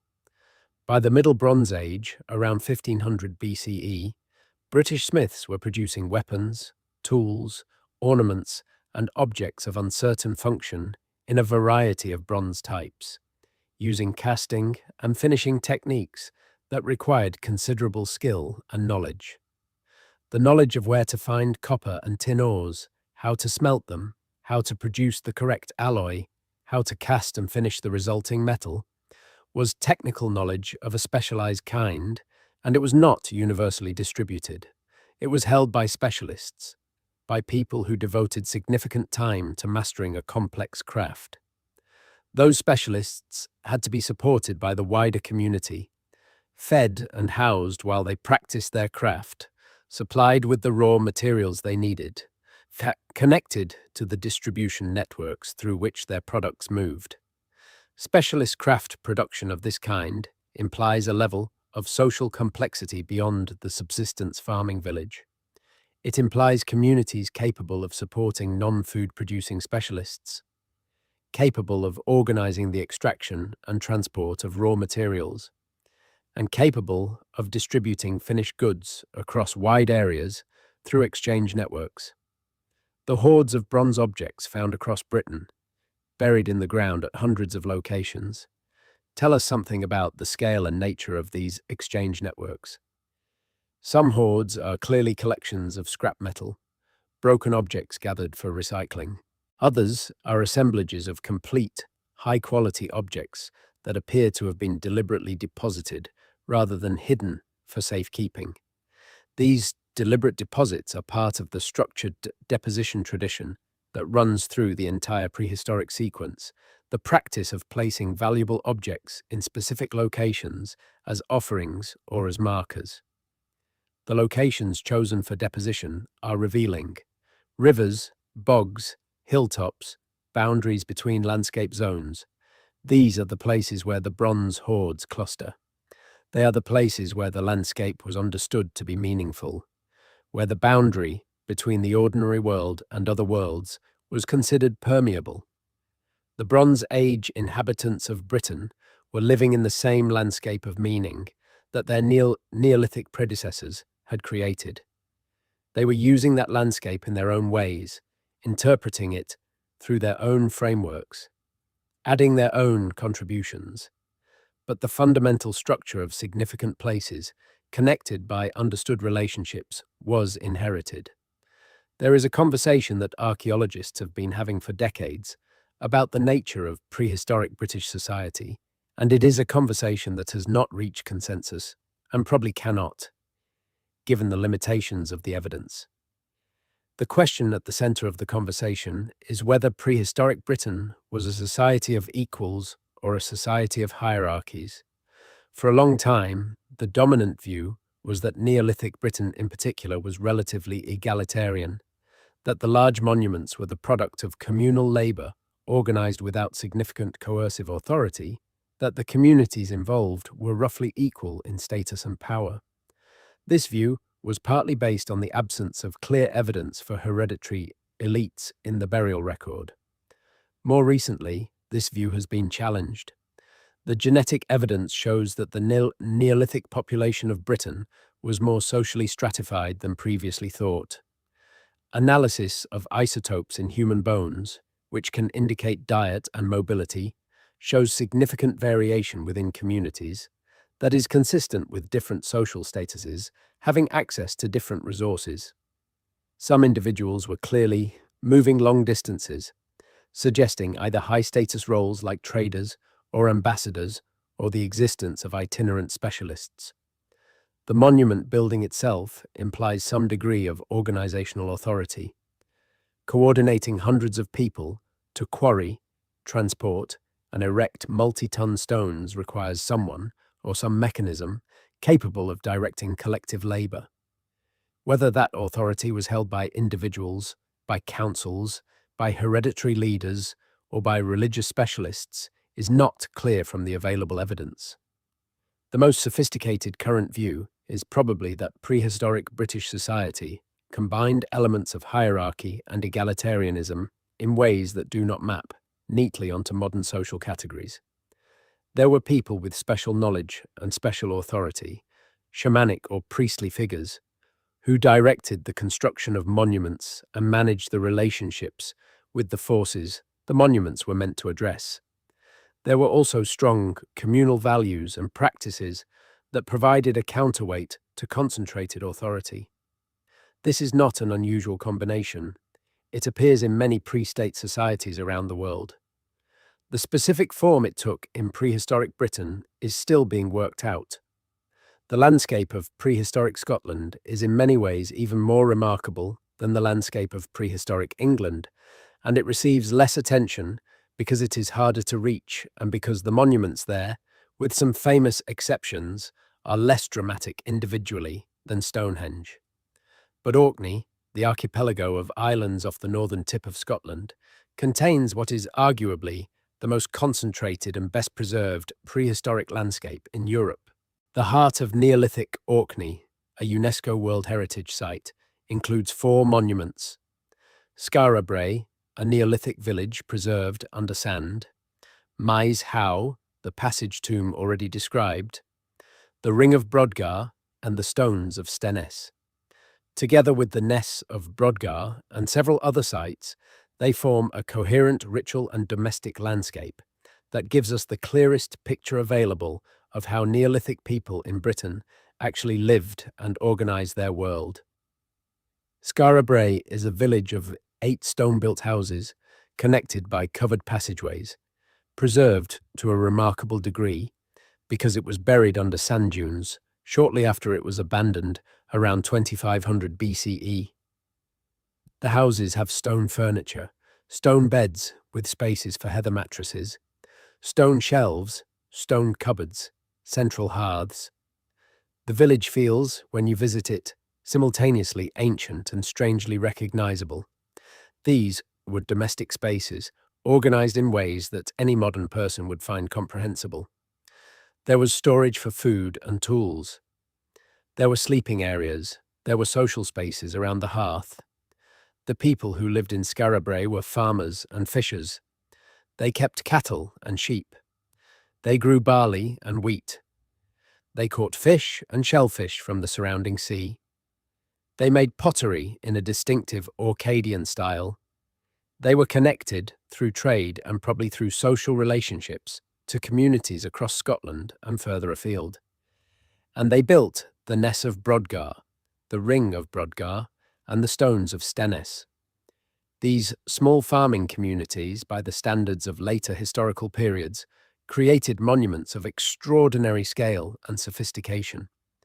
The Ring of Brodgar, when complete, had 60 stones arranged in a circle, 104 meters in diameter, surrounded by a rock-cut ditch 2 meters deep and 10 meters wide. The labor required to cut that ditch through solid sandstone, using stone and bone tools, was enormous. The relationship between the domestic world of Skara Brae and the monumental world of the Ring of Brodgar is one of the most interesting questions in British prehistoric archaeology. These were the same people, the same community. The village and the monuments were contemporary. The daily life and the ritual life were not separate spheres. They were aspects of a single world, organized by a single set of values and beliefs.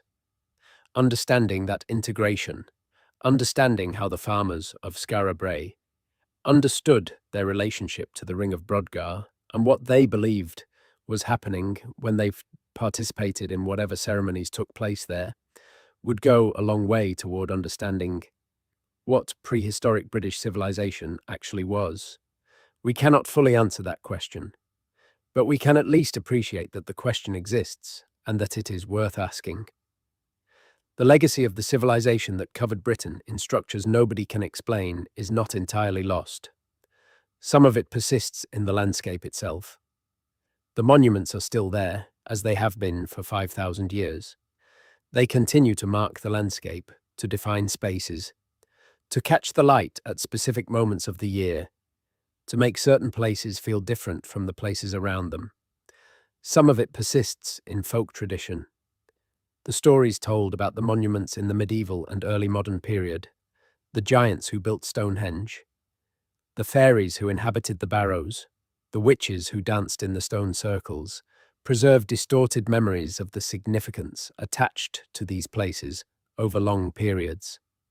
The distortions are considerable, but the fact that the monuments were still being assigned significance, still being understood as places where forces outside ordinary human experience were concentrated, suggests that something of the original understanding survived, transformed almost beyond recognition into the historical period. Some of it persists in the way the landscape is experienced by people who spend time in it. There are places in Britain, prehistoric places, where something happens to people that they find difficult to explain. A sense of presence, a feeling of weight or significance, a quality of attention that the place seems to demand. These responses may be projections, artifacts of expectation, and cultural conditioning, but they may also be responses to real features of the places, their acoustic properties, their visual relationships to the surrounding landscape, their astronomical orientations, features that the original builders understood and designed, and that continue to have effects even when the framework that originally gave them meaning is lost. The civilization that built these places was real. The knowledge tradition it embodied was real.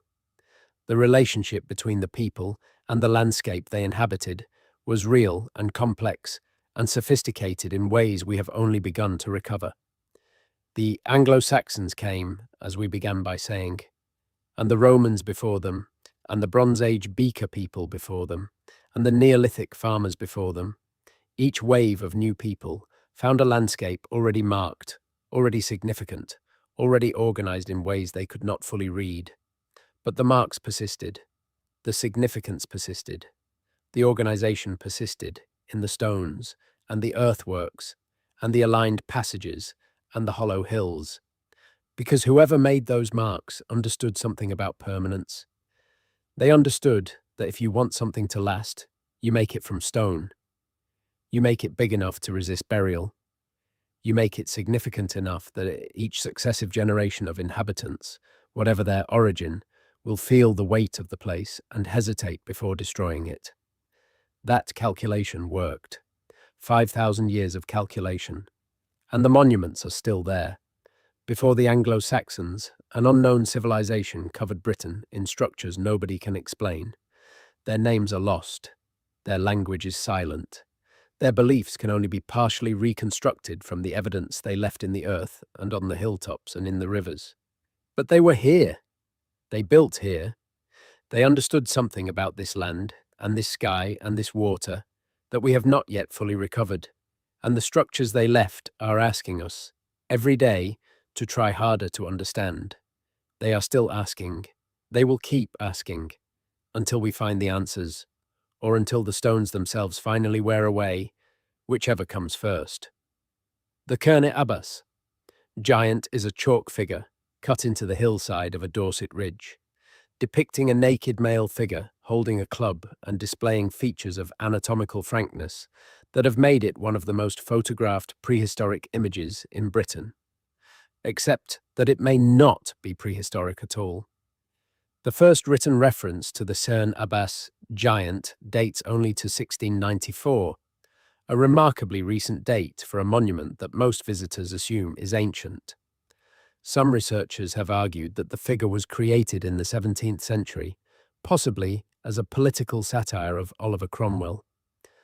Others have maintained that it is genuinely ancient, possibly Iron Age, and that the absence of earlier written references simply reflects the accident of documentary survival. This ambiguity about one of the most famous chalk figures in Britain is instructive. It reminds us that not everything we call prehistoric is actually prehistoric, that the history of the prehistoric monuments of Britain includes forgeries, misidentifications, later additions, and monuments that look ancient but are not. The other chalk figures, the Uffington White Horse in Oxfordshire and the Long Man of Wilmington in East Sussex, are more securely prehistoric in the case of the White Horse and genuinely ambiguous in the case of the Long Man. The Uffington White Horse was carved into the chalk hillside roughly 3,000 years ago in the late Bronze Age and is one of the most extraordinary pieces of prehistoric art anywhere in Britain. Its elongated, almost abstract form, clearly a horse but stylized in ways that have no parallel in other prehistoric British art, has a quality that feels strikingly contemporary, as if it were designed by someone with a modern artistic sensibility. The Uffington White Horse requires annual maintenance. If the chalk is not recut and the grass prevented from growing over it, it disappears within a generation or two. This means that the figure has been maintained continuously for 3,000 years, through Bronze Age, Iron Age, Roman, Saxon, Norman, medieval, early modern, and modern periods. Every generation of people in the Vale of the White Horse has looked up at the figure and decided it was worth preserving. That continuous act of preservation is itself remarkable. What the various peoples who maintained the figure over 3 millennia understood themselves to be preserving, what they thought the figure meant and why it mattered, changed with each cultural shift. But something about the figure consistently motivated the labor of its maintenance. That something is worth thinking about. It points to the persistence of a relationship between a human-made landscape feature and the communities that inhabit the landscape around it. A relationship that survives cultural change, population change, religious change, and the full spectrum of historical disruption. The prehistoric landscape of Britain has a hold on the people who inhabit it that transcends their specific cultural frameworks. That hold is partly aesthetic. The monuments are beautiful or impressive or strange in ways that demand attention. It is partly historical, the sense of connection to something ancient that gives depth to present experience. And it may be partly something harder to name, a response to the genuine significance that the original builders embedded in the places, and that continues to resonate even when the original framework is lost. The question of water in the prehistoric landscape of Britain is one that has received increasing attention from archaeologists in recent years, and it opens some fascinating lines of inquiry. Water was central to prehistoric British life in ways that go beyond the practical necessity of drinking water and irrigation. Water was sacred. Springs, rivers, lakes, and bogs were significant places, places where the boundary between the ordinary world and other realms was considered thin. The evidence for this is material. The quantity and quality of objects deposited in British rivers and wetlands over the prehistoric period is astonishing. The Thames, as already noted, has produced more high-quality Bronze and Iron Age metalwork than any comparable deposit in Europe. Other rivers, the Witham, the Trent, the Severn, the Exe, have produced similar, though less extensive, assemblages. The quantities involved make accidental loss implausible as an explanation. These objects were placed in the water deliberately, in significant quantities, over long periods. The Fens, the low-lying wetland region of eastern England, was similarly a focus of prehistoric deposition. Flag Fen in Cambridgeshire, excavated from the 1980s onward, revealed a wooden platform and causeway built around 1300 BCE and used for several centuries. The platform was the site of extensive structured deposition, with metalwork, pottery, and animal bones placed in the water around it in patterns that suggest organized ritual activity. What makes Flag Fen particularly interesting is the evidence for the deliberate destruction of valuable objects before deposition. Bronze swords are found with their blades bent or broken. Fine pottery is smashed. Objects that represented significant wealth and craft skill are rendered useless before being placed in the water. This destruction before deposition implies a specific ideology of offering, in which the act of giving required the permanent removal of the object from human use. You could not give something to the powers of the water and then take it back. The giving had to be irrevocable. The same logic appears in the burial traditions of the period, where objects placed with the dead were sometimes deliberately damaged or inverted, made symbolically non-functional. The boundary between the world of the living and the world of the dead, like the boundary between the ordinary world and the world reached through water, required that things passing across it be transformed in ways that prevented their return. This is a sophisticated cosmological idea. It implies a clear model of how the world is organized, of what kinds of boundaries exist between different kinds of reality, and of what the appropriate protocols are for crossing those boundaries. The people who bent their swords and smashed their pottery before throwing them into the water were following rules. They understood what they were doing and why. Understanding what they were doing is part of what it would mean to understand the civilization that built the prehistoric monuments of Britain. The road system of prehistoric Britain is a topic that tends to generate more heat than light in popular discussions, largely because of the tendency to conflate genuine prehistoric trackways with later Romantic constructions. But genuine prehistoric trackways did exist. The oldest wooden trackways known from Britain, structures built across boggy ground to allow passage, are the Sweet Track and the Post Track in the Somerset levels, constructed around 3800 BCE. These are plank walkways laid on a framework of poles and pegs, demonstrating considerable woodworking skill and organized construction effort. The Sweet Track was not an emergency construction. It was carefully built, using materials that had been prepared in advance, following a route that had clearly been planned. It represents investment in a specific route across a specific piece of difficult terrain, investment that implies regular use of that route and the expectation that it would continue to be used. The Neolithic trackways of the Somerset levels were preserved by the waterlogged conditions of the bog, which prevented their decomposition. Trackways built across dry land, on chalk downland or in river valleys, would not have survived in the same way, but they certainly existed. The ridgeways of southern England, the long-distance routes following the dry chalk ridges, are prehistoric in origin, even if the exact dating of specific sections is difficult. The Ridgeway, which runs from Avebury in Wiltshire to Ivinghoe Beacon in the Chilterns, a distance of about 87 kilometres, is one of the oldest roads in Britain. It follows the chalk ridge, staying on high ground that was relatively clear of forest and provided good going for travellers and their animals.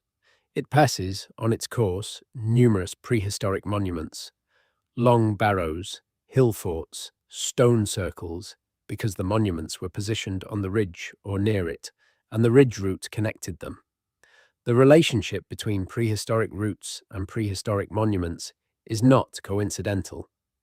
The monuments were positioned to be visible from and accessible to the routes, and the routes were organized around the distribution of significant places.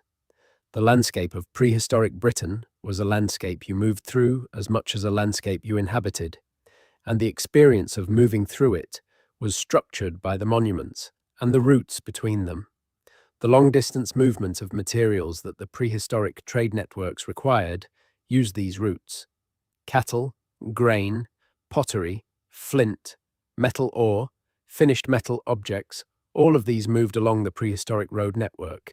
The ridgeways and the river valleys were the arteries of the prehistoric economy, and the significant places along them were the nodes of the social and ritual network. Merlin is a fictional character.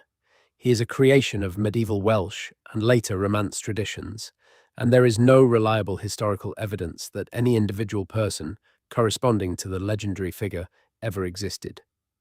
But Merlin matters to a discussion of prehistoric Britain, not because he was real, but because of what his character represents in the medieval literary tradition.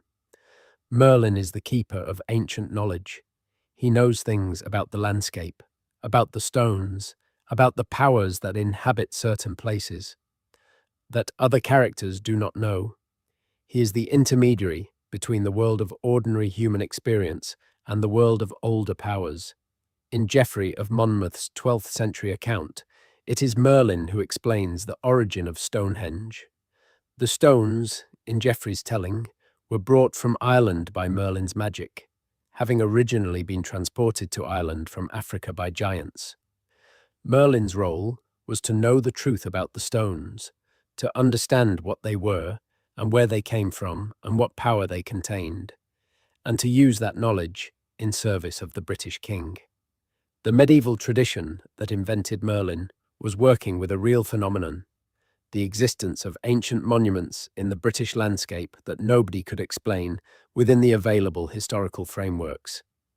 The explanation offered was magical, because magic was the available category for things that exceeded ordinary human understanding. But the underlying intuition that the monuments were the work of beings with knowledge surpassing that of ordinary people, that there was something to know about them that had been lost and needed to be recovered, was accurate. The knowledge has been lost. The monuments are still there.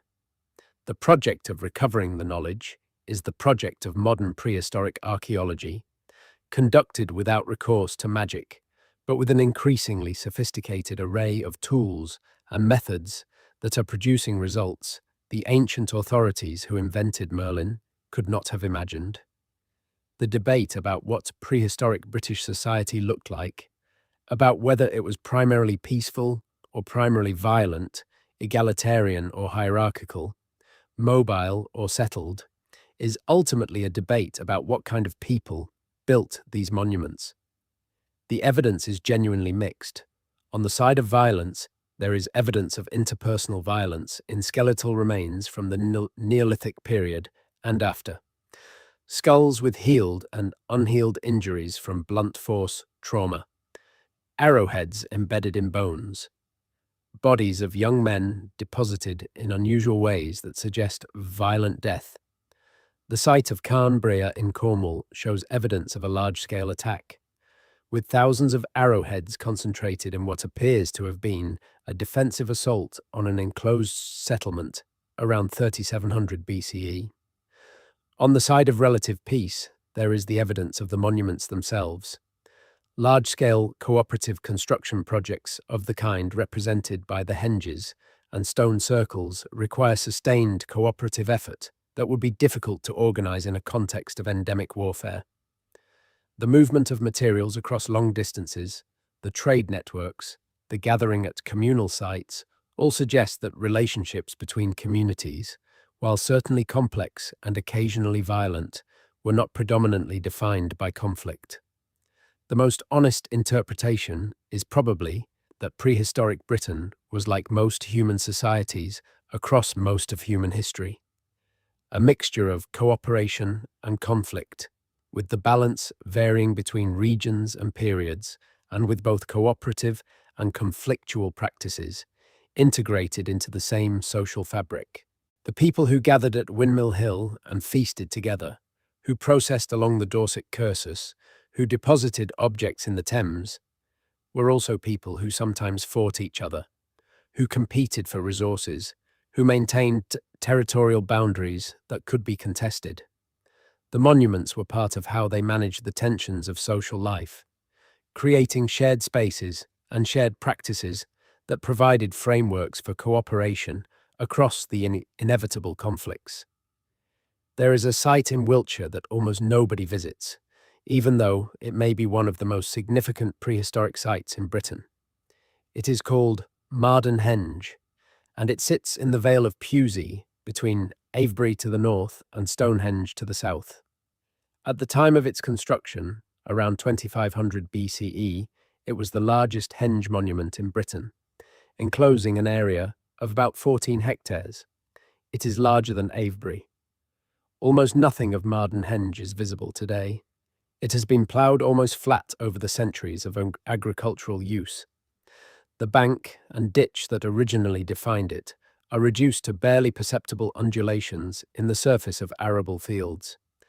Aerial photography reveals its outline in crop marks during dry summers, but on the ground it is nearly invisible.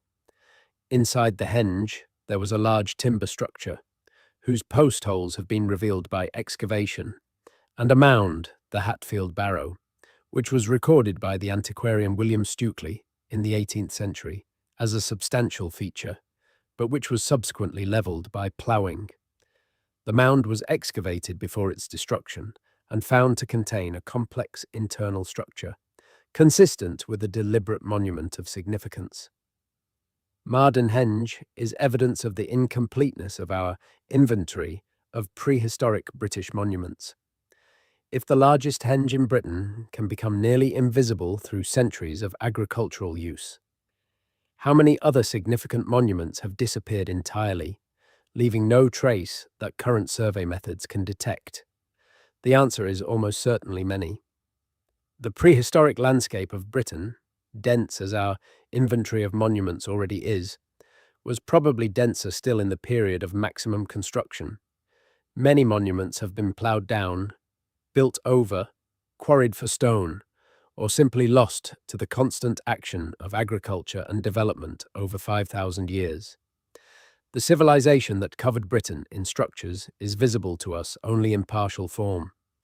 What we can see and study is a fraction of what once existed. The fraction is impressive enough to generate the questions that define this whole subject. But the whole, which we cannot fully recover, was even more impressive. The final question is the simplest one, and it is the one that underlies everything else. Why? Why did the people of prehistoric Britain build these monuments? What compelled generation after generation, community after community, across the length and breadth of an island, to invest enormous quantities of labour in structures that were not strictly necessary for survival? The functional answers, astronomical observatories, territorial markers, defensive installations, storage facilities, none of them are adequate to the scale of the investment. You do not need a monument like Stonehenge to observe the solstice, A simple stake in the ground would serve the astronomical function. You do not need a monument like Silbury Hill to mark a territory. A ditch and bank would do the job at a fraction of the cost. The extra expenditure, the quarrying of stones from Wales and moving them 250 kilometres, the cutting of a ditch through solid sandstone in Orkney, the building of a mound 40 metres high in Wiltshire, represents investment that goes beyond the practical. It represents commitment to the creation of something that matters for reasons beyond utility. Art matters for reasons beyond utility. Ceremony matters for reasons beyond utility. The acknowledgement of the sacred matters for reasons beyond utility. The creation of spaces where something other than ordinary daily life can happen matters for reasons beyond utility. The monuments of prehistoric Britain are what you build when you believe that some things are important enough to last forever, or as close to forever as stone can get. They are what you build when the relationship between your community and the forces that organize the world, the sun, the moon, the dead, the ancestors, the spirits of place, is important enough to be encoded in the most permanent medium available. They are what you build when you understand that the landscape is not just a backdrop to human life, but is itself a participant in it, a presence that has to be acknowledged, addressed, related to in specific ways at specific times. The civilization that built these monuments believed in the importance of the world they inhabited. They believed that the relationship between human life and the forces that surrounded and sustained it mattered enough to invest everything they had in acknowledging it. That belief produced the monuments. The monuments are still here.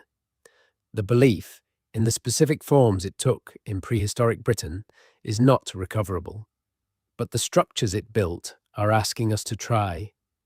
Before the Anglo-Saxons, before the Romans, before the Celts who gave their name to the tradition that the Romans first documented, there was a civilization in Britain that understood something about the world that we have not yet found again. The structures are still there, in the stones and the earthworks and the aligned passages and the hollow hills and the chalk figures and the wooden trackways and the riverside deposits. In the landscape that was before anything else, theirs, and before theirs, the ice, and before the ice, the rock, and in the rock, the memory of everything that has stood on it, including them, including us, and everything still to come. The study of prehistoric Britain has been transformed in the 21st century by a combination of new technologies and new theoretical frameworks that are producing insights unavailable to earlier generations of researchers. LiDAR, which uses laser pulses fired from aircraft to produce detailed topographic maps of the ground surface, has revolutionized the discovery of previously unknown monuments. By filtering out vegetation and seeing the bare Earth surface, LiDAR reveals subtle earthwork features that are invisible to ground-level observation and that do not always show up in aerial photography. Across Britain, LiDAR surveys conducted over the past 2 decades have produced thousands of new monument identifications, filling in the map of the prehistoric landscape in ways that make it denser and more complex with every passing year. Ancient DNA analysis, as already discussed, has transformed our understanding of the population history of prehistoric Britain, revealing the scale and speed of the genetic changes that reshaped the island's inhabitants during the Neolithic and Bronze Age. Isotope analysis of human bones can now tell us where individuals spent their childhoods by measuring the ratios of different isotopes in tooth enamel that reflect the chemistry of the local water. This technique has revealed that prehistoric Britain contained significant numbers of long-distance migrants, people who were born in one region and died in another, evidence of mobility and movement that challenges the earlier picture of isolated sedentary local communities. Radiocarbon dating with Bayesian statistical modeling has dramatically improved the precision with which monuments can be dated, allowing researchers to see the sequence in which monuments in a landscape were built and to track the evolution of monument traditions over time, with much greater precision than was previously possible. These technological advances are being combined with theoretical approaches that take seriously the social and cognitive dimensions of monument building, that ask not just what was built and when, but what the builders believed, what the monuments meant within their cultural frameworks, and how they shaped the experience and understandings of the people who built and used them. The result is a field that is more sophisticated, more nuanced, and more humble about the limits of its knowledge than it was a generation ago. The confidence with which earlier generations of archaeologists explained prehistoric monuments, reducing them to functional categories that satisfied the investigator's need for rational explanation, has given way to a more honest acknowledgement of uncertainty, combined with a more adventurous willingness to ask bigger questions. The bigger questions are the right questions. What kind of civilization produced these monuments? What did the people who built them understand about the world? How did they organize themselves, relate to each other, understand their place in the cosmos? What can the structures they left tell us about the people who made them? These are questions that the physical evidence can only partially answer.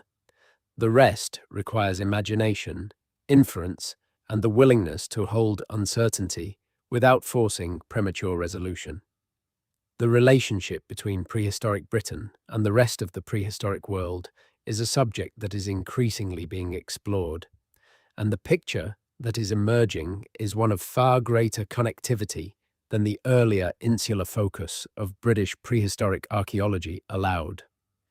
The megalithic monument tradition, the tradition of building with large stones in ways that created durable, significant landscape features, is not uniquely British. It appears across a wide arc of Atlantic Europe, from Portugal and Spain in the south, through France, the Channel Islands, Ireland, Britain, and into Scandinavia. The tradition has common features: the use of large stone slabs to create burial chambers, the covering of those chambers with earthen mounds, the orientation of chambers to specific astronomical events that suggest either common origin or sustained communication across this wide region. The most recent evidence suggests that the megalithic tradition originated in the coastal regions of northwestern France around 4700 BCE and spread northward and eastward from there, carried by the migrating Anatolian Neolithic farming populations as they colonized Atlantic Europe. The passage tomb tradition in Ireland and Britain is ultimately descended from the chambered tomb traditions of coastal France. This connection places British prehistoric monuments in a much broader context. Newgrange in Ireland and Maes Howe in Orkney and the Claver cairns of Inverness-shire are not isolated British inventions. They are regional expressions of an Atlantic megalithic tradition that extended across thousands of kilometers and that shared fundamental design principles, cosmological ideas, and technical knowledge across that vast area. The degree of connectivity implied by this shared tradition is remarkable. How did the specific technique of building a corbelled vault, used in both Newgrange in Ireland and Maes Howe in Orkney, come to be shared across a sea crossing? How did the idea of orienting burial chambers to specific astronomical events spread and persist across such a wide area? What kind of social networks allowed the exchange of architectural ideas across the Atlantic seaboard of Europe? The answers probably involve both the movement of people and the movement of ideas through trade and social networks. The Atlantic was not a barrier to the Neolithic peoples of Europe. It was a highway, travelled by people with the knowledge and the vessels to navigate it. The boats they sailed have not survived, generally, but their voyages are written in the shared features of the monuments they left. There is a quality of mystery in the prehistoric landscape of Britain that is not fully captured by archaeological description.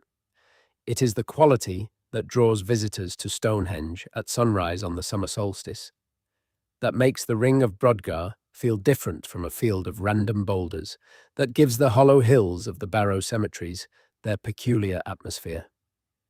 This quality is real, even if it is difficult to define. It is partly the effect of scale. The monuments are large enough to be impressive by any standard. It is partly the effect of age, the knowledge that these things have been here for 5,000 years, producing a kind of temporal vertigo. It is partly the effect of alignment. The monuments are positioned in the landscape with attention to visual relationships and astronomical orientations that we can feel even when we do not consciously understand them. And it may be partly the effect of intention. The people who built these monuments intended them to produce an effect. They were not building casually. They were building to create an experience, a specific kind of encounter between human beings and the world they inhabited. The quality of mystery that the monuments produce in modern visitors may be, at least in part, a residue of the intentions of their builders, playing itself out across 5,000 years in slightly altered form. The original experience, the full encounter with a monument understood within its cultural context, embedded in the stories and ceremonies and cosmological framework that gave it its full meaning, is not available to us. We are receiving a fraction of the original signal, filtered through millennia of cultural change and loss. But we are still receiving something. The monuments are still communicating something, even if we cannot be certain. What? That something is part of why prehistoric Britain continues to fascinate, continues to draw researchers and visitors and dreamers, continues to generate books and documentaries and debates that show no sign of resolving into comfortable consensus. The structures are still speaking. We are still learning to listen. There are children growing up in Britain today who will visit Stonehenge on a school trip and stand in the outer enclosure, looking at the stones, and feel something they cannot name, something that the audio guide does not quite capture, something that the information boards do not address.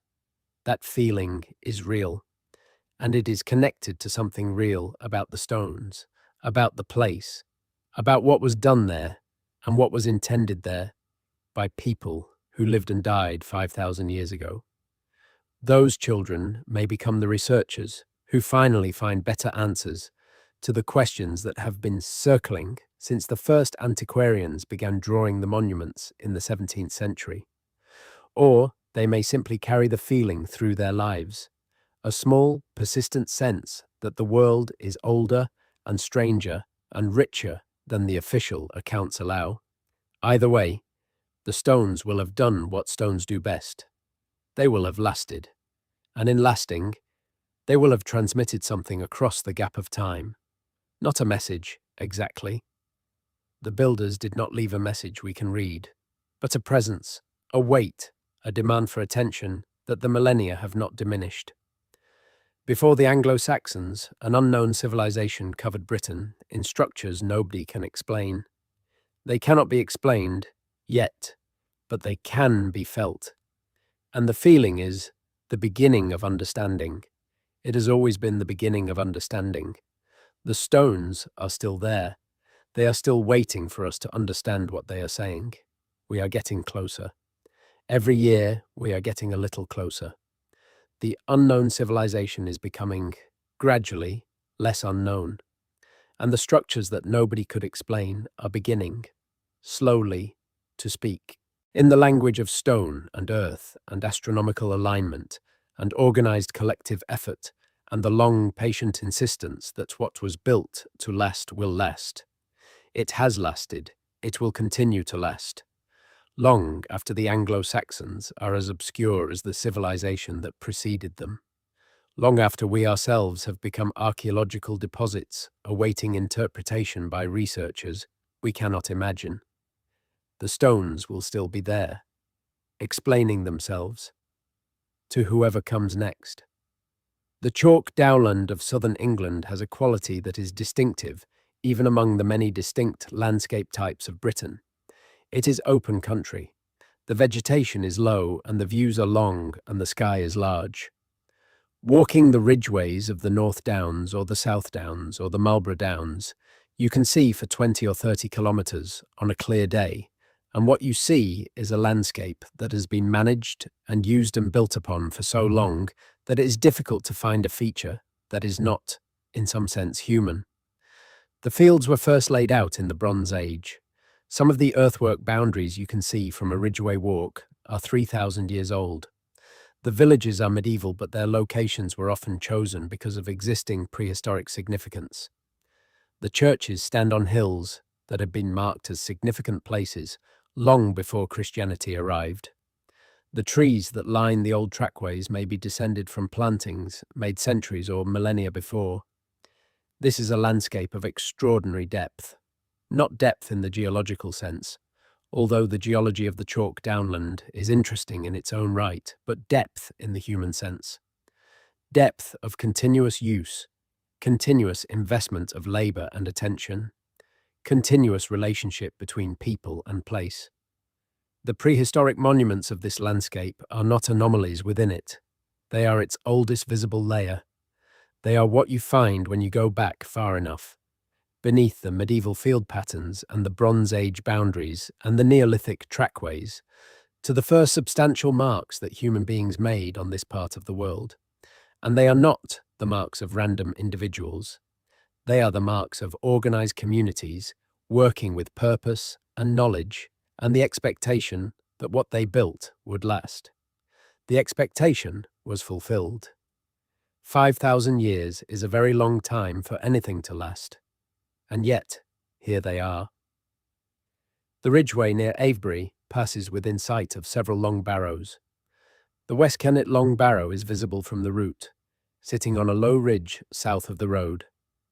The Horslip Barrow, the Beckhampton Road Barrow, the South Street Barrow, all of them are within a few kilometres of the ridgeway and the Avebury complex.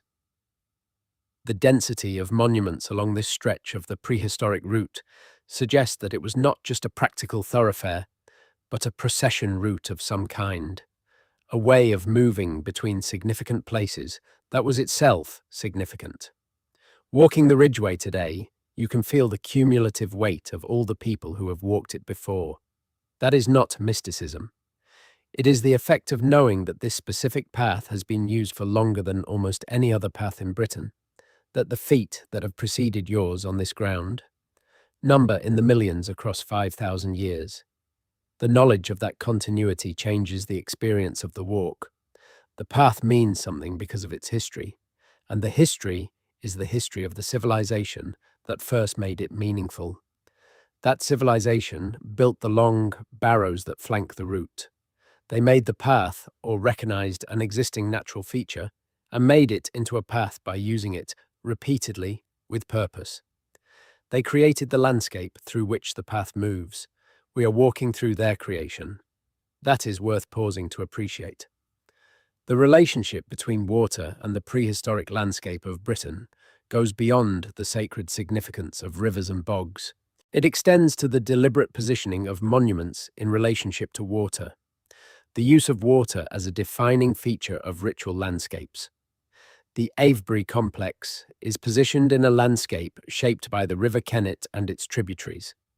Silbury Hill sits in a position that would have been surrounded by water in wet conditions in the prehistoric period, the chalk spring line creating shallow pools around its base.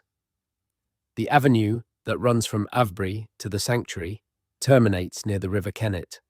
The relationship between the monuments and the water in this landscape appears to be deliberate. At Stonehenge, the River Avon is connected to the monument by the avenue, which runs from the monument to the river near Amesbury. The river and the activity that took place along it was part of the broader ritual landscape of Stonehenge. Recent isotope analysis of animal bones from midwinter feasting deposits near Stonehenge suggests that cattle were being brought from Wales and Scotland for the feasts, journeys of hundreds of kilometres. The cattle and the people who brought them would have travelled along rivers and trackways and assembled in the landscape around the monument for what appear to have been major seasonal gatherings. Stonehenge was not just a monument, it was the centre of a gathering place. People came from across Britain, brought their animals, feasted together, probably conducted ceremonies, and then dispersed back to wherever they had come from. The river was part of the infrastructure of that gathering, a route for arrival and departure, a boundary between different parts of the landscape. This picture of Stonehenge as a centre for large-scale seasonal gatherings makes its construction more understandable. A monument that served as the focus for gatherings of hundreds or thousands of people from across Britain was worth building impressively. It was worth the investment of quarrying stones from Wales and moving them 250 kilometres. The monument was, in effect, the capital of a cultural world that extended across the island. Not a political capital, probably. There was likely no king of Neolithic Britain, no administrative centre, no unified political authority, but a cultural capital, a place where communities from across a wide area came together and recognized their common membership in something larger than their individual communities, a place that made the cultural world visible and tangible through the shared act of visiting and using it. That is what the great monuments of prehistoric Britain were, centres of a cultural world that had no other centre, anchors in a landscape that stretched across an island, places that made it possible for dispersed communities to know themselves as members of something shared. Understanding that is understanding something important about the civilization that built them. It was a civilization without cities, without writing, without states, but it was a civilization with centres, with shared spaces, with common practices and common monuments that created the social reality of belonging to a world larger than any one community. That is civilization, whatever form it takes. The Iron Age hill forts that are the most visible monuments of the period immediately before the Roman invasion were built by people who were the inheritors of 4,000 years of monument-building tradition. They were not starting from scratch. They were working within a landscape already organized by centuries of accumulated significance, already marked by the monuments of their predecessors. And they knew it. The hill forts are often positioned in deliberate relationship to earlier monuments. Some are built within or adjacent to Neolithic and Bronze Age monument complexes. Some incorporate earlier earthworks into their defences. The relationship between Iron Age construction and earlier prehistoric construction is not coincidental. The Iron Age communities of Britain understood that the landscape they inhabited was already organised, already meaningful, already built upon by powerful predecessors. Their response to that inheritance was complex. They used earlier monuments for their own purposes. They buried their dead near them. They conducted ceremonies in their proximity. They built their own constructions in relationship to them. But they also, in some cases, appear to have actively avoided or excluded earlier monument sites. Some long barrows and other earlier monuments seem to have been deliberately left outside the boundaries of Iron Age enclosures, maintained as separate spaces rather than incorporated into the living settlement. This pattern of respect and distance suggests that the Iron Age Britons understood the earlier monuments as the territory of forces outside ordinary human control, spaces that required specific protocols to enter and use, spaces that could not be casually built over without consequence. That understanding, whatever specific form it took in the religious and cosmological frameworks of the Iron Age, reflects a deep relationship between a people and the monuments of their landscape.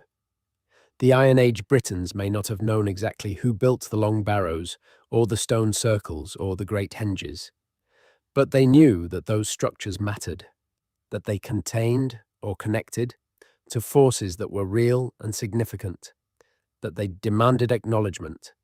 They were right about that. The structures did matter. They do matter. They are still mattering. 5,000 years after the last stone was set and the last earth was piled and the builders walked away. Before the Anglo-Saxons, an unknown civilization covered Britain in structures nobody can explain. The explanation remains incomplete. We know more than we did a generation ago. The ancient DNA tells us about the populations. The LiDAR reveals the monuments we did not know existed. The isotopes track the movements of people and animals. The radiocarbon dates sequence the construction. The acoustic analysis reveals the deliberate sonic properties. The astronomical surveys document the orientations. But the explanation remains incomplete because the most important things about the civilization that built these structures are not recoverable through physical evidence alone. The beliefs, the stories, the ceremonies, the specific meanings attached to specific places, the names of the builders and the names of what they built, and the reasons they gave to each other for why it mattered. Those things are gone. The structures remain. And the structures are the evidence of a civilization that was real, that was sophisticated, that understood things about the world and about organized human life, that deserve our attention and our respect. The unknown civilization of prehistoric Britain is not fully unknown. It becomes less unknown with every excavation, every DNA analysis, every isotope study, every LiDAR survey. The map of its existence becomes more detailed with every year. What it built is still there. What it knew is partially recoverable. What it was is not beyond understanding.